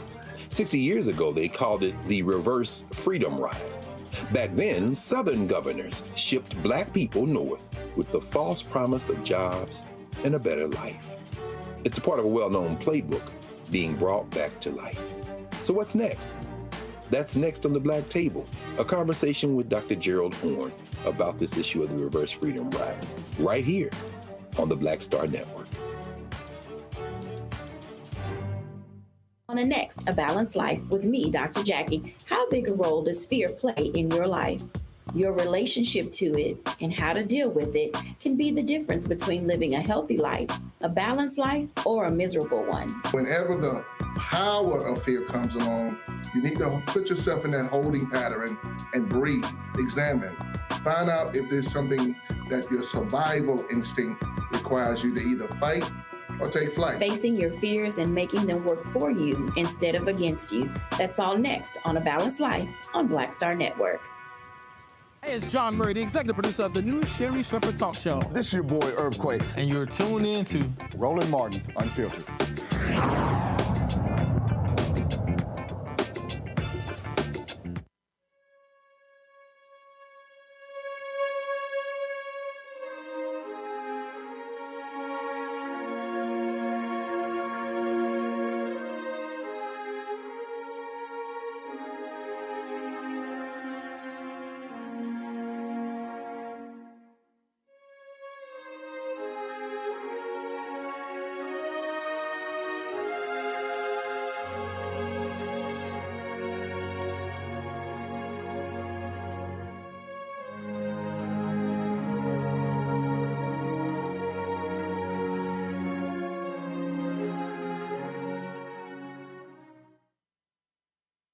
Folks, we got the news today that 76-year-old actor and athlete Carl Weathers, who starred as Apollo Creed in the first 4 Rocky films, also appeared in Predator, Happy Gilmore, and dozens of other movies and TV shows, died at the age of 76. His family released this statement about his passing. We're deeply saddened to announce the passing of Carl Weathers. He died peacefully in his sleep on Thursday, February 1st, 2024. Carl was an exceptional human being who lived an extraordinary life. Through his contributions to film, television, the arts, and sports, he has left an indelible mark and is recognized worldwide and across generations. He was a beloved father, grandfather, partner, and friend. The New Orleans native played college football at San Diego State and briefly played professionally with the Oakland Raiders, as well as in the Canadian Football League, the BC Lions. In the 70s, he gave up football to pursue acting. He starred in 2 blaxploitation movies before landing his role in the blockbuster franchise Rocky. He's survived by his sons Matthew and Jason, and of course, wasn't Action Jackson set in Detroit? Was this where it was set? So that was always one of my favorites of Carl Weathers in Action Jackson. Matt, shaking your head. Seems like you a fan of that one too, huh? Always think of when I think of Carl Weathers as Action Jackson first. Absolutely, absolutely. So it was always glad to see him. Kelly, I met and I was trying to find, and I did not. It was funny because we took some photos. There was an Icon Man event in LA probably about 12 years ago, and he was one of the folks there. And I can tell you, anytime I was at different events, and if I did see Carl Weathers there, folks always paid their respects to him, and he was beloved by a lot of folks there in Hollywood. I mean, I have yet, in all the tributes that I've seen thus far this evening, I've yet to see anything that reflects even an inkling of content towards this man. He, by all accounts, was a wonderful human being. Actually, one of my favorite roles that he played was in The Mandalorian, as well as I believe the last season of In the Heat of the Night. Yep, he was in that. He was in that. Love that. Yeah, I love that show, and that was my first introduction to Carl Weathers. So I respect his craft. I respect everything about him. Certainly, his talent is going to be missed considerably in Hollywood. Indeed. Michael? Yeah, I remember Carl Weathers in Bucktown with Fred Williamson. I remember him on Good Times, husband of the Wiggler, the woman who JJ was doing a portrait of. Of course, we remember him in the Rocky movies. He really broke out in the Rocky movies. I don't think Sylvester Stallone had to kill the brother though in Rocky IV, but that's a whole nother conversation. But also, I went to go see him in the theater in Action Jackson. Okay, co-starring with Vanity as well, and it was set in Detroit. And I was hoping they would make that into a series, but they never did. He was excellent in Action Jackson. So yes, he was on in the heat of the night as well. After Howard Rollins. I think after Howard Rollins left the show, he was on In the Heat of the Night also. So this is a big loss. He was a fantastic actor, and we're going to learn, and fantastic human being as well. But we're going to learn more about him as the days go on also. Folks, yesterday, of course, we learned the sad news of the passing of Joe Madison, and so many tributes have poured in for Joe, passed away at the age of 74. Of course, longtime voice, Radio Hall of Fame as well. Today on Clay Cane's show, Vice President Kamala Harris called in to share her thoughts about Joe Madison, the Black Eagle. In honor of Mr. Joe Madison, it is truly a pleasure to have on Vice President Kamala Harris. Thank you for being here, Vice President Kamala Harris. Thank you, Clay. I'm actually on Air Force 2 heading to South Carolina. I know Joe would want that. I'm heading over there because we want to make sure everybody gets out to vote for the first Democratic primary, and for the first time historically it'll be in South Carolina. But I just have to say to you, to your listeners, to Sherry, Mr. Madison's wife, and their children, I was so very sorry to hear the news of his passing. You know, I just talked to him, I think it was about 2 weeks ago, and I love Joe Madison. I have to tell you, he was one of the first interviews I did when I arrived in D.C. in the United States Senate. I looked it up. It was in that February. I arrived in D.C. that January of 2017, and Joe Madison was one of the first serious interviews that I did after becoming only the second black woman to join the United States Senate. And he was just such a dear, and just I always just enjoyed just talking with him and laughing with him about our world and our country. Absolutely. And Vice President Harris, the road to Congress really was talking to Joe Madison. It honestly was talking to Joe Madison. That was such an important part if you wanted to connect with black communities, talking to him. What are your memories sitting down with the one and only Mr. Joe Madison? Joe Madison, first of all, my memories are of over the years, whenever there was a moment in terms of what was happening in our country that was a significant moment, an inflection moment, I always talked with Joe Madison.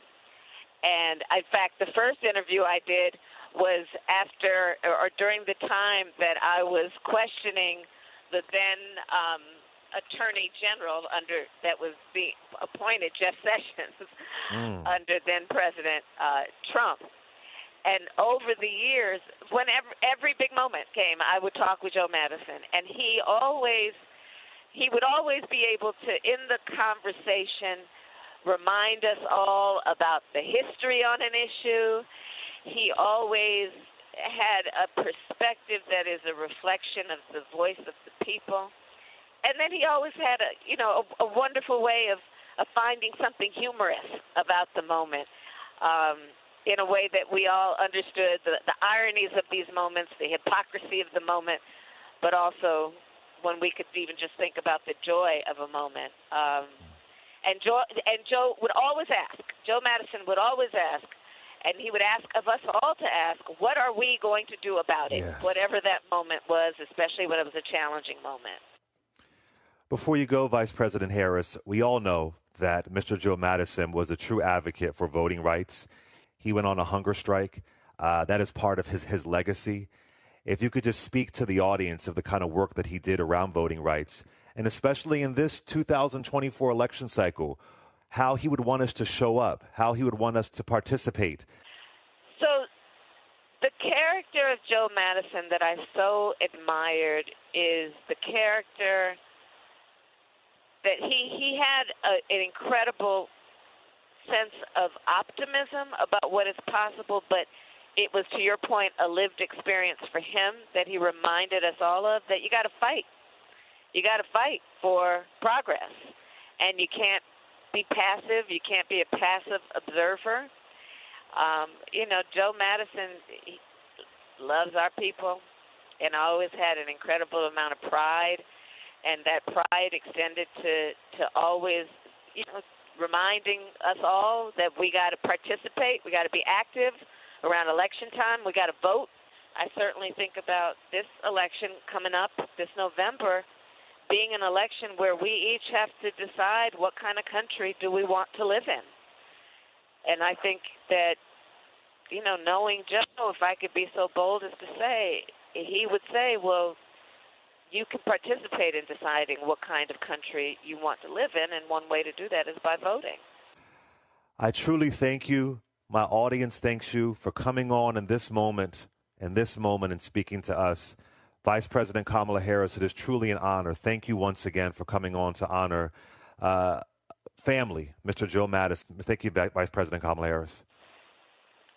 I thank you, and let me just say, I know that all of the listeners are part of his family, and I know I will say it as somebody who has been honored to be a part of the conversations with him, that Doug and I, we send our prayers to Sherry and their children and to everybody, because I know how he really loved the people he worked with, and it was part of his family as well. So I'm just thinking of all of you, and let's just keep that incredible Joe Madison alive in terms of his spirit in our memories and in our thoughts. And thank you, and take care. I'll talk to you later. Thank Bye-bye. you. Vice President Kamala Harris honoring Mr. Joe Madison. Thank you so much. You have a good day. Be safe. Be blessed. Folks, President Joe Biden released this statement last night, posted on social media. Joe Madison was the voice of a generation, whether it was a hunger strike for voting rights or his advocacy for anti-lynching legislation that I was proud to sign in 2022. He fought hard against injustice. Jill and my thoughts are with his wife, Sherry, and entire family. Joining us right now is Melanie Campbell. She's president and CEO. Hopefully Melanie will join us soon. Lori Daniels Favors. She's executive director for the Center for Law and Social Justice at Medgar Evers College. Also hosts a show on Sirius XM Radio. Lori, you had, I was looking at some of the social media posts. I was traveling, flying back from Dallas from Pastor Haynes' event last night, and you had quite an emotional show today in honor of Joe Madison. And it was almost impossible not to, Roland. Quite frankly, there's this phrase that says when an elder dies, it's as if an entire library has burned down. And when it comes to Joe Madison, the wealth of knowledge that he shared, not just knowledge gained from study, but knowledge gained from experience, the way that he was completely selfless with mentoring young folk coming behind him, the way he was unapologetic in demanding excellence in service to this community and valuing our community. I mean, yeah, it was hard not to be emotional. It was hard not to be emotional. And I think anyone who was privileged enough, as you well know, to ever sit with him, speak with him, learn from him, we are all crystal clear about the role that he played, and this is a significant loss. And obviously, when you talk about someone who's on radio, I mean, it's people, it's family. People are calling in, they're sharing their thoughts and reflections, and you're literally with them every single day as they're in the car taking their kids to school, as they're at work, as they are, cleaning up around the house. And so it's a much more, I think it's a much more personal relationship than it is even people who watch you on television. Radio just totally different. Yeah, and one of the things he cultivated was that sense of community. Today my show was dedicated to callers who just needed a space to voice, needed a space to share in grief and to mourn. And it was the honor of a lifetime to be able to take that slot following him, because we consider him the anchor at SiriusXM Urban View. He helped to not only create a path for all the rest of us, but he helped to curate the appetite within our community for knowledge. He helped to curate an appetite for desiring to answer that question, what are you going to do about it? And he wasn't asking that question to be facetious. And we actually had a caller on today who said that Joe Madison had chastised him once when he called in, and he wanted to know, when was Joe going to pass the baton? And Baba Joe Madison was like, I'm not passing you my baton. My torch. I will light your torch, but I'm not going to give you my torch, because then I'm in the dark and I'm in the cold. And we have to not just think about passing a torch, but using our wisdom those who are elders, to light the torches of those coming behind us, because we don't want anyone in the dark. We want us all to be able to be pointed towards the light. And that was something he did masterfully. And one of the benefits that we do have, however, for those of you who are listeners of SiriusXM, you know that for the past several months while he was navigating his transition, and we were praying for him, rooting for him, every morning, 4-hour show, still able to run on the classics, because the decades of work that he had done, the interviews, the conversations, as relevant now as they had ever been. And so truly it is, again, as I said, a significant loss. The difference I would say here is that we have his messaging. We have access to his content. We have access to his voice still, even in this time. And that's something that I think is going to be a real source of comfort for a lot of folks. Michael Imhotep, your thoughts? I live in Detroit. From Detroit, I remember hearing Joe Madison years ago on the radio here in Detroit. I think it was WXYZ radio.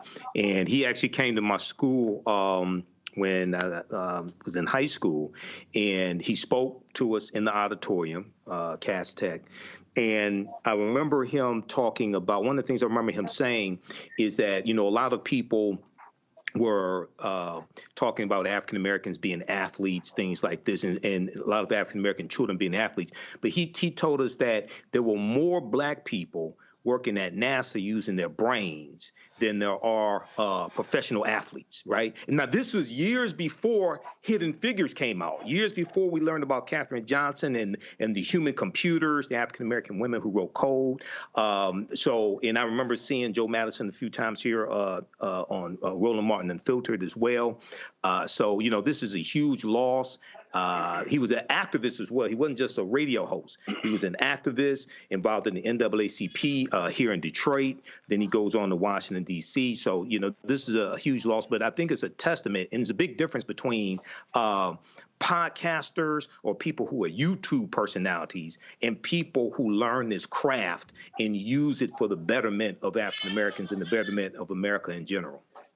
That's right. Matt? I found the Black Eagle when I was in law school, and all I will say is that I hope that I leave a legacy of being as fearless and as direct in not only what I'm saying and in advocating for my people, but that there never be a question of where my loyalty lies and where my pursuit of the truth lies. And that's what I think of when I think of the Black Eagle, is fearlessness, right? I mean, as a lawyer, that's what I try to exude when I'm representing clients, and that's what he did for our people. He was fearless, and he asked the questions other people are afraid to ask, and called us to task. And I hope that I leave the same kind of legacy, because that's what I think of when I think of the Black Eagle. Melody Campbell joins us right now, National Coalition on Civic Voter Participation. She's there in South Carolina. Melody, go right ahead with your reflections about Joe Madison. Hi, Roland. We're out here in South Carolina. One of the things that that I loved about our brother Joe Madison, the Black Eagle, he was just so unapologetic about being Black, about speaking up for Black, by challenging all of us. I'm here in South Carolina. One of the things we know about his history, his NAACP history, was about making sure that we voted. He just could not stand people not taking exercising the power of our ballot. And so I thought about that, Roland. And back in October was the last time I was blessed to be on his show when we went down to Florida. And, we spent time talking about how we got to get this thing done. What's at stake? It's still like, I know he's gone, but it's just his light was so strong. I just can't believe that light has been extinguished on this side of glory. But it also, everywhere we've been, people have been mentioning it, Joe Madison, in the space we're in right now, Roland, with the brothers. Brothers are talking about that. Spent some time to just take a moment because his voice resonated for brothers from all walks of life. And so it's a great, great loss. And the only thing I know we do is we keep fighting and we keep doing the work while we're here. And I know he spoke with you Go right ahead. Sorry, go ahead.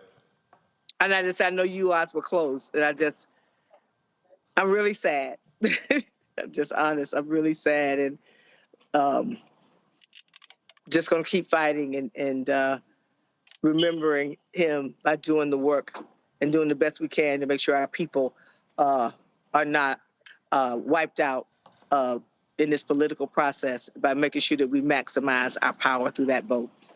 Indeed, indeed. Melanie Campbell, we appreciate it. Thanks a lot. Thank you, Ro. Folks, last night I was in Dallas at the installation service for Reverend Dr. Frederick Haynes, the new president and CEO of the National Urban League. Reverend Al Sharpton caught up with him, and here's what he had to say about the Black Eagle. All right, here we go. 3, 2, 1. Just your thoughts on the Black Eagle, Joe Madison. Well, no one was longer and stronger in communicating to our people and to the world what liberation was about. He did it in season and out of season. And there will not be one that can replace Joe Madison. Joe Madison, the Black Eagle, lasted decades as a voice that was unfiltered and that was unafraid. And he'll be greatly missed, a real giant. Who leads the MLK Memorial Foundation, got the opportunity to also talk with Harry, and he talked about the role that Joe played in the building of the MLK Memorial. All right. Again, how critical was Joe, his voice, especially when it came to the memorial? Let me tell you, Joe Madison was just a wonderful human being. From his days in Detroit to being in D.C., helping us with the memorial, especially when we dedicate the memorial. Joe was there every step of the way, helping the voice to get people out, to contribute, to donate, to build what we now know as the Martin Luther King Memorial. Sorry to hear about his loss. Blessings to his family and all his listeners. He was a great man. And as I said, Reverend Haynes, he is the new president and CEO of the Rainbow Push Coalition, and here is Reverend Haynes. Was our voice, our unapologetic, unafraid voice, who spoke truth to power, but also in the tradition, as you mentioned tonight, Roland, of Frederick Douglass and the North Star. He carried that, man. He carried that. Showing up at marches, protests. I mean, Joe was always there. So he didn't just talk it during his radio show. Joe Madison showed up for us all the time. And so today, man, my heart is broken because this man has left a huge void that we're going to have to fight to fill, because Joe Madison was about it. And I first met him at a protest march. That's how serious, I'd heard his voice, but I saw him at a protest march because Joe Madison was about it. So he's going to be missed because he truly was the Black Eagle. Lori, final thoughts from you when it comes to the folks there at SiriusXM. I mean, he basically was who all looked up to. He was, I dare say, Papa Bear of SiriusXM for the brothers and the sisters. You would not be wrong with that, Brother Roland. And we have this tagline on SiriusXM's Urban View, the channel where we all serve. And the tagline is where talk empowers and becomes action. And Baba Joe Madison embodied what that meant in real time. And he was one of the reasons why a lot of us knew we could be in a space like that, because he believed in us, he believed in our people, he believed in empowering us to do what it was that was necessary to tie our purpose to the needs of our community and to walk in that purpose with our backs straight. And I just pray that we will continue to uphold his legacy. There is no replacing Joe Madison. Let us be crystal clear. But we can all answer the question that he would every day pose to his audience and pose to us. What are you going to do about it? And then get busy figuring it out and get it done. Our people deserve activists, organizers, radio spokespersons who love us unapologetically, and he embodied that. And I just pray that his example continues to be a light for all of us. Lurie Daniels Favors, we appreciate it. Thanks a lot. Thank you. Folks, going to go to a quick break. We're going to come back. We're going to talk about prostate cancer. Joe battled prostate cancer. We recently lost Dexter King to prostate cancer.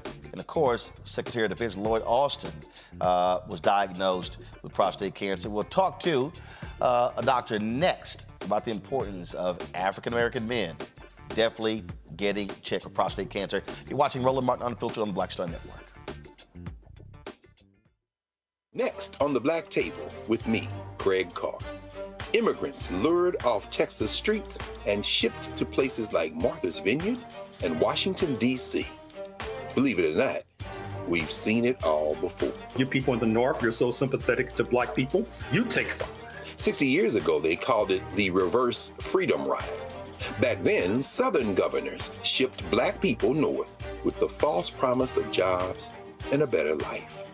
It's a part of a well-known playbook being brought back to life. So what's next? That's next on the Black Table, a conversation with Dr. Gerald Horne about this issue of the reverse freedom rides, right here on the Black Star Network. Hello, I'm Jamia Pugh. I am from Coatesville, Pennsylvania, just an hour right outside of Philadelphia. My name is Jasmine Pugh. I'm also from Coatesville, Pennsylvania. You are watching Roland Martin Unfiltered. Stay right here.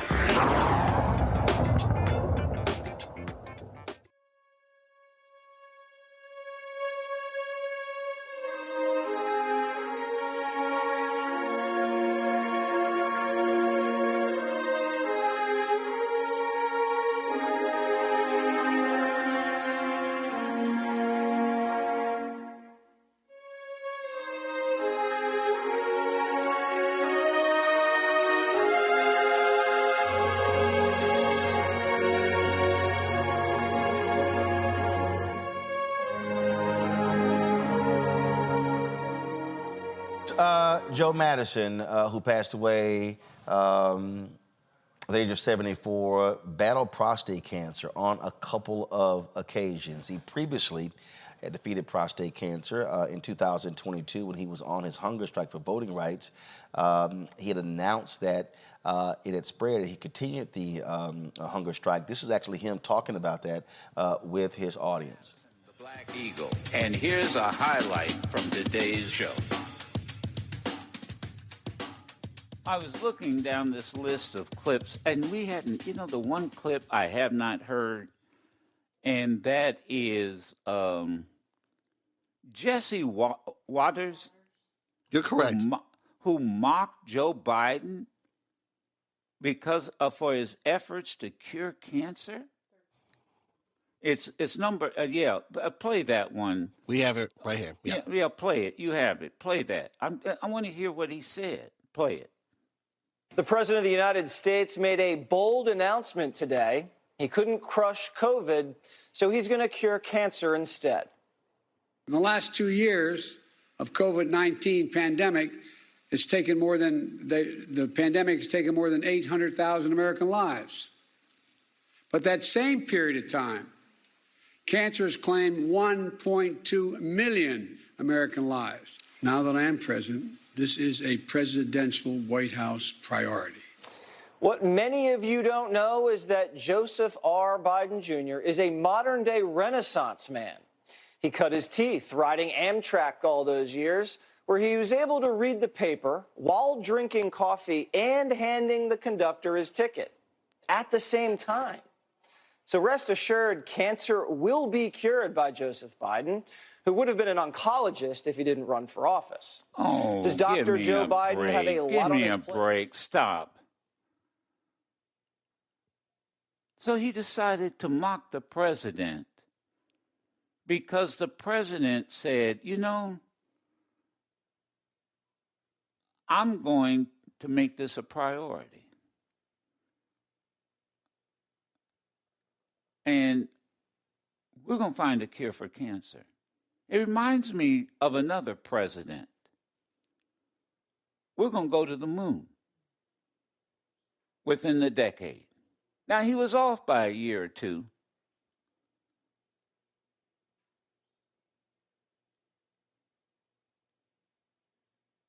God. And I'm thinking, wait a minute, let me say this. maybe y'all did not, maybe some of you did not know this. Michelangelo Signorelli, and we've been talking. We both are cancer survivors. He found out he had prostate cancer. I found out. Now let me share this with you. And some of you, I mean, it was no secret. I issued a statement.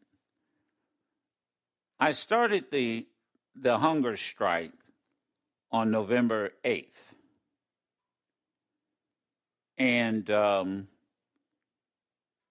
I think I mentioned, I did talk about it. I think I did. That by December, I had already been 30 days plus into the hunger strike and found out that my prostate cancer through CAT scan and MRI had spread. The cancer cells had spread to the shoulder and different parts of the body. But the doctor, the oncologist, and he's a combination of oncologist and a urologist. Yeah, urologist. So he said, I looked at the CAT scan and he said, it's spread. Now, how do you want to deal with it? And so the first question was, well, does my protest will it enhance? I mean, will it hurt? Well, should I stop the hunger strike? He said, no.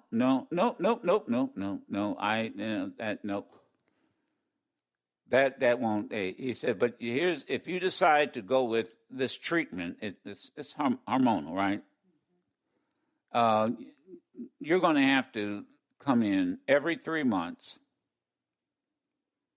and get infusion, in other words, injections in your stomach every 3 months. I said, well, wait a minute, for how long? And this was within, this is, the first one was mid-December. He said, really, for the rest of your life. Wow. And so and what if I decide not to take this treatment? What if I just decide, you know what, I can't be running back to the hospital every 3 months and going through and getting an injection? What if I'm thinking this, I wasn't speaking it, I was thinking it. What if I just say, forget it? And I just won't bother for this kind of treatment. So what would happen? And the urologist, very in a deadpan kind of way, well, you'll be dead in a year and a half. Oh, and by the way, during that year and a half, we'll be giving you pain medication because you'll be in tremendous pain. Oh, okay. Well, that answers that question. What do you say, Sherry? Every 3 months doesn't sound bad. Every 3 months. Folks, joining us now, Dr. Terry Mason. He's the host of The Doctor in the House with Dr. Terry Mason on WVON Radio, 1690 AM, the Talk of Chicago. Terry, always glad to see you and chat with you. Over the years, you and I have discussed this issue on many occasions, how critically important it is for men, but especially black men, to get their regular checkups when it comes to prostate cancer. Like I said, Dexter King just passed away, age of 62, due to prostate cancer. Secretary of Defense Lloyd Austin found out he's 70 years old. Joe chose to be public. Austin chose to be extremely private, didn't even tell the president. But in fact, this week, he was released from the hospital. He held his news conference where he apologized for this. Pentagon, I did want to address my recent hospital stay and some of the issues around it. I'm recovering well, but as you can see, I'm still recovering. I'm still having some leg pain and doing physical therapy to get past it. I'm deeply grateful to my doctors and the nursing staff at Walter Reed, and I very much appreciate all the good wishes. But I want to be crystal clear. We did not handle this right, and I did not handle this right. I should have told the president about my cancer diagnosis. I should have also told my team and the American public. And I take full responsibility. I apologize to my teammates and to the American people. Now, I want to make it very clear that there were no gaps in authorities and no risk to the department's command and control. At every moment, either I or the Deputy Secretary was in full charge. And we've already put in place some new procedures to make sure that any lapses in notification don't happen. In the future, if the Deputy Secretary needs to temporarily assume the duties of my office, she and several White House... So, Terry, look, people decide on their own. Do they want to go public? Do they want to remain private? When Richard Roundtree was diagnosed with pancreatic cancer, he didn't tell anyone. He didn't tell the woman he was involved with that he was dating, and he chose to keep it private.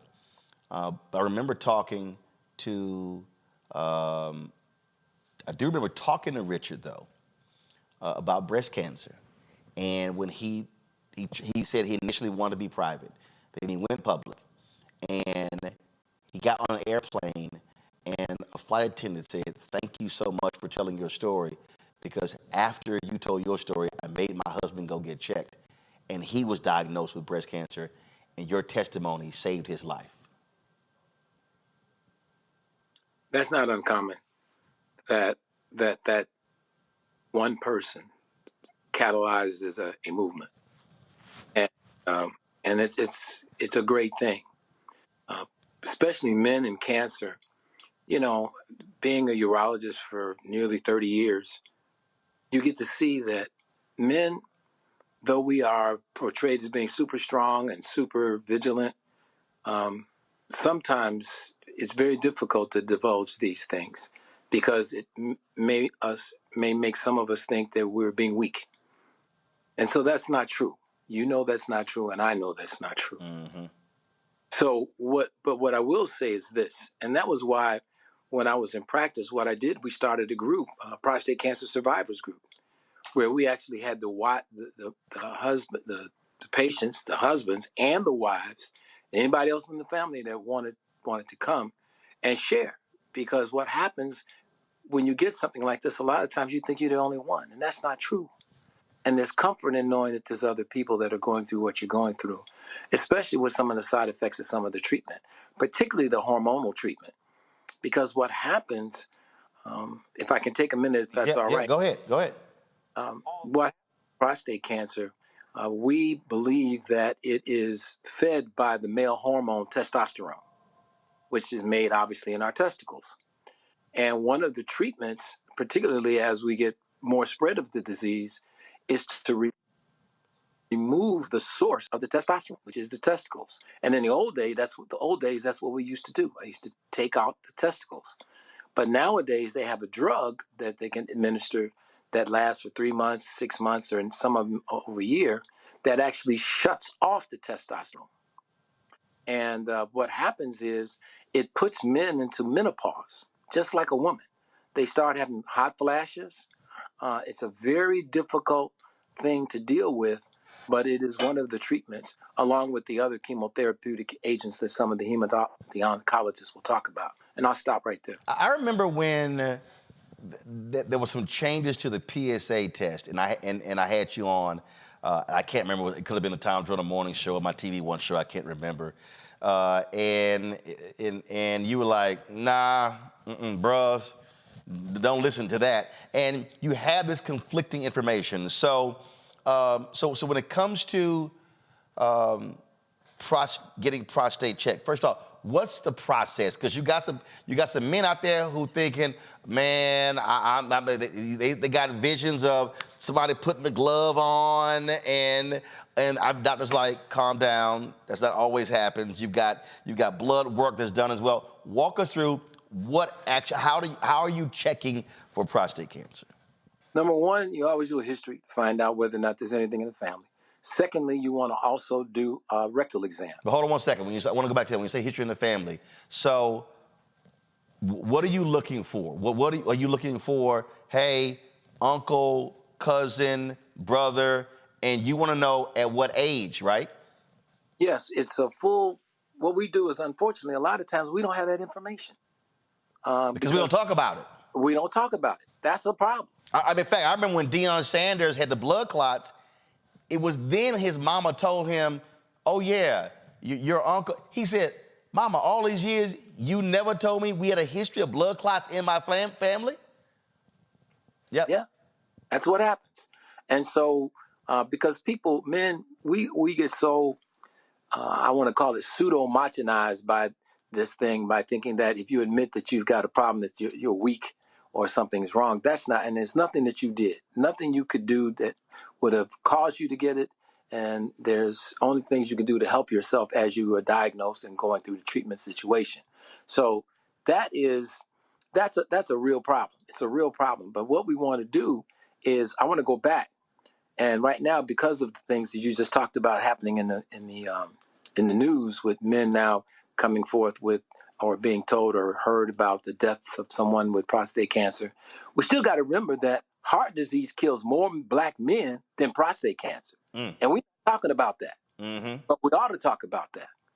And most of these diseases that we're talking about are purely dietarily caused diseases, which means they can be avoided. Now, and we're not doing that. Now you said the process was no family history. Then you said a rectal exam. Is there a certain age when that happens? Early on, we started at age 40, and if there was family history, maybe a little earlier. And basically what it is you insert a greased finger into the rectum, and what you're doing is you're feeling the back wall. You can't feel the whole prostate, but you can feel the back wall of the prostate. And what you're feeling for is it should be tough, pretty much like this little part of your hand that I'm pushing right here. But what we need to do is we're feeling it to see if there's any, like a little pebble in there. Because that harder consistency is where we believe the prostate cancer may go, or may be. And the fact that you may have an elevated PSA, we would then recommend a biopsy, that is to take a little piece of tissue from that area to determine whether there's cancer there or not. Now, you mentioned the rectal exam. Now, does the elevated PSA lead to the rectal exam? Or so if the blood worker is going and they say, hey, your PSA test, it looks good, there's no need for a rectal exam. You're saying it should be. Yeah, we always did them both. When I was in practice, I always did them both. And first of all, because the PSA can be elevated and the rectal exam could be normal. But so what if the PSA isn't elevated? If the PSA is not elevated and the rectal exam is normal, we don't do any additional testing usually until another year. So but you're saying though, don't just rely on the PSA. That's right. We always did the rectal exam in my office, always, and all the urologists I know always did it. In fact, 1 year at the National Medical Association, several years at the National Medical Association, because black doctors don't go to doctors. And well, I'm just telling you. So what we decided to do at the National Medical Association, which is the Black Physicians National Meeting, was to do prostate cancer screening at the meeting. Right. We set it up in the exhibit hall to do it, and we incentivized it. The other thing that we used to do at the NMA was to also do glaucoma screening for black physicians, because black doctors were worse at taking care of their health than the patients they treated. So, Again, I'm going in order here. Okay, so here's another question. Then I'm going to have Matt and Mike ask a question as well, and that is, what signs, what symptoms are we looking for? You often hear that, okay, if you're urinating multiple times in the night, I mean, you hear different. So what should we be looking for in terms of symptoms? There are no symptoms of early prostate cancer, period. No, really? No symptoms. No. It's diagnosed usually because you find a nodule, or more likely, you've got an elevated PSA. That's what drives most of the biopsies, that taking tissue from the prostate.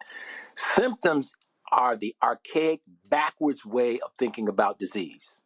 There isn't a symptom that you have in the earliest phase of disease in almost any disease that you can get.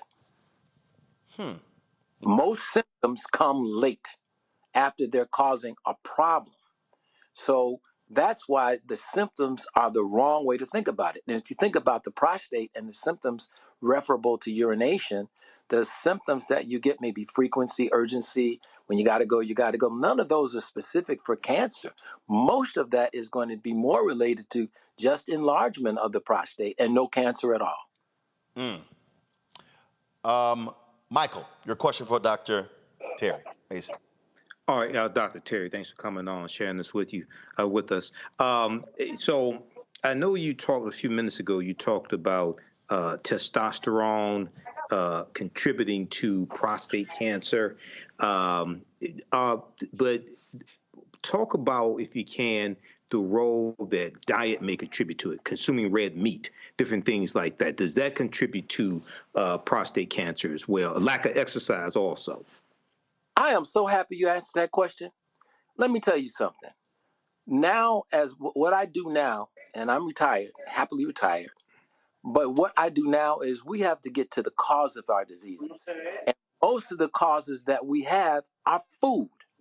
Nobody has a heart attack a heart attack is a food-borne disease.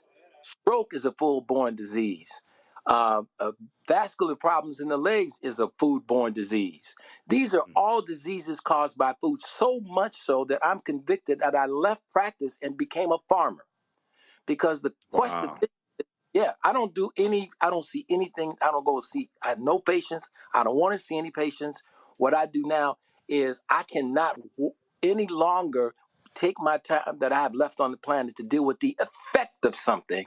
I now need to focus what time I have that left on the planet with my colleagues to deal with the cause of the problem.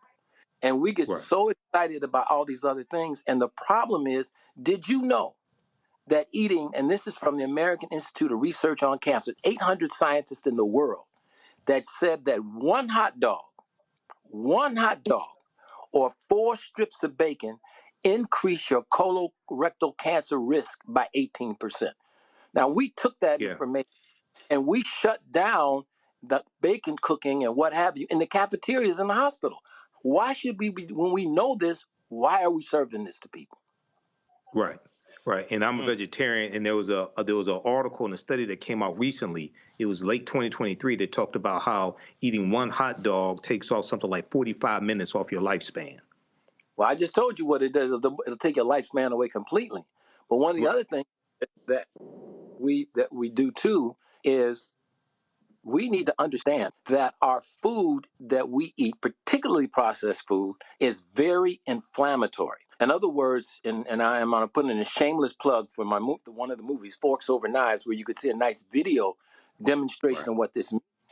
And you can see that the blood vessels then, because of what we're eating, there's a reaction and causes the blood vessels to become inflamed. And that repair process is what causes the blockages that end up as strokes, heart attacks, and things of that nature. So what we've done, what I've done is that said, I asked God to give me the direction.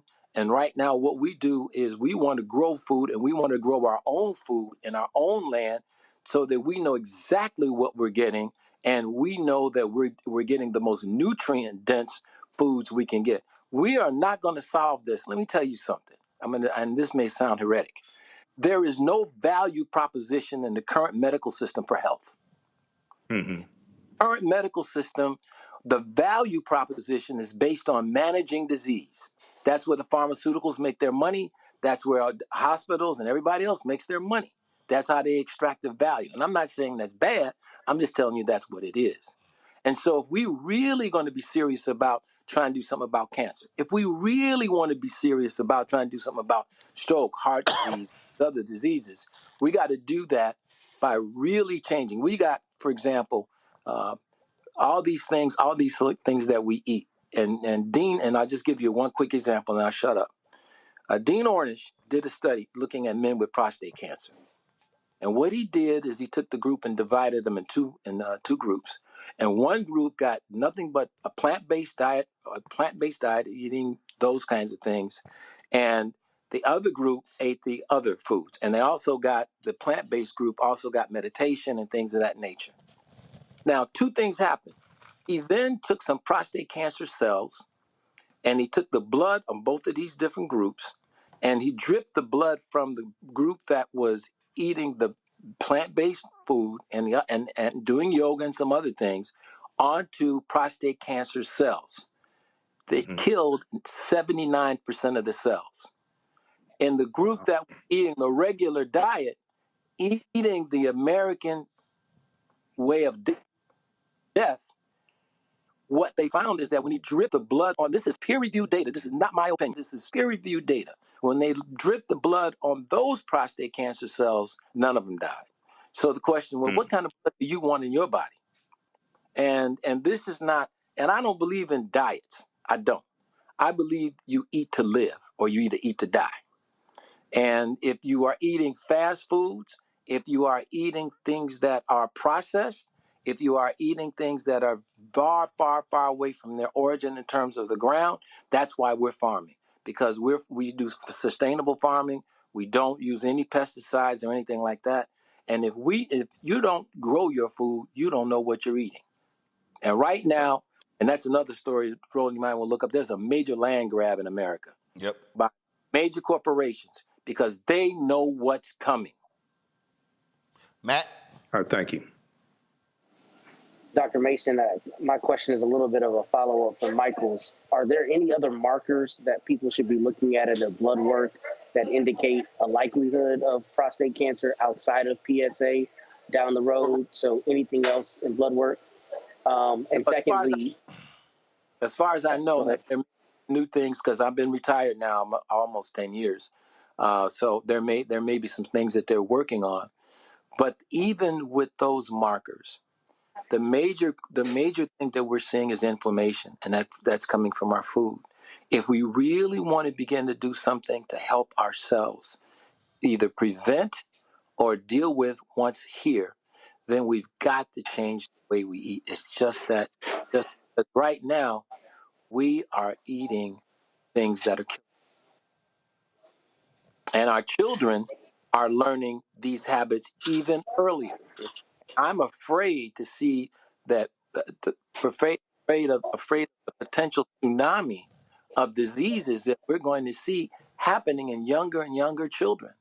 And one of the things that we fought against was they were trying to list lactose intolerance as a, and that's not.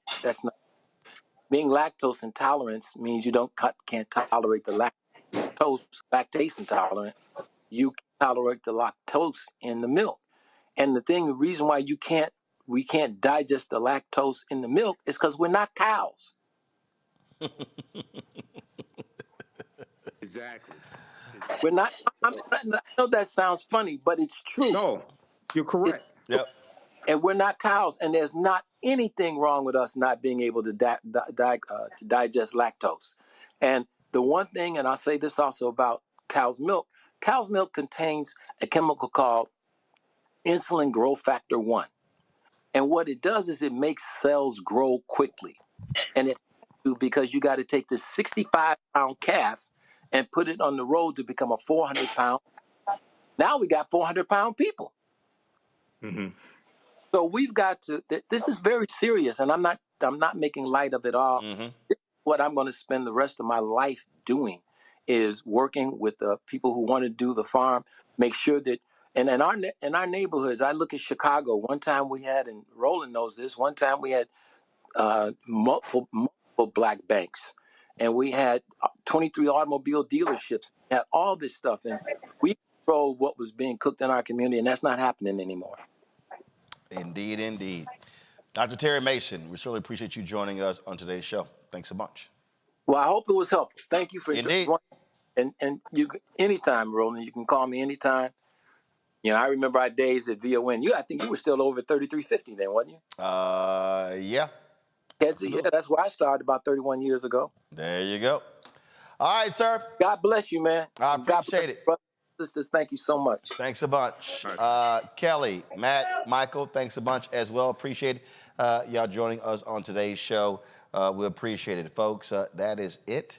I will see you guys on Monday right here on Roland Martin Unfiltered on the Black Star Network. Don't forget to support us in what we do.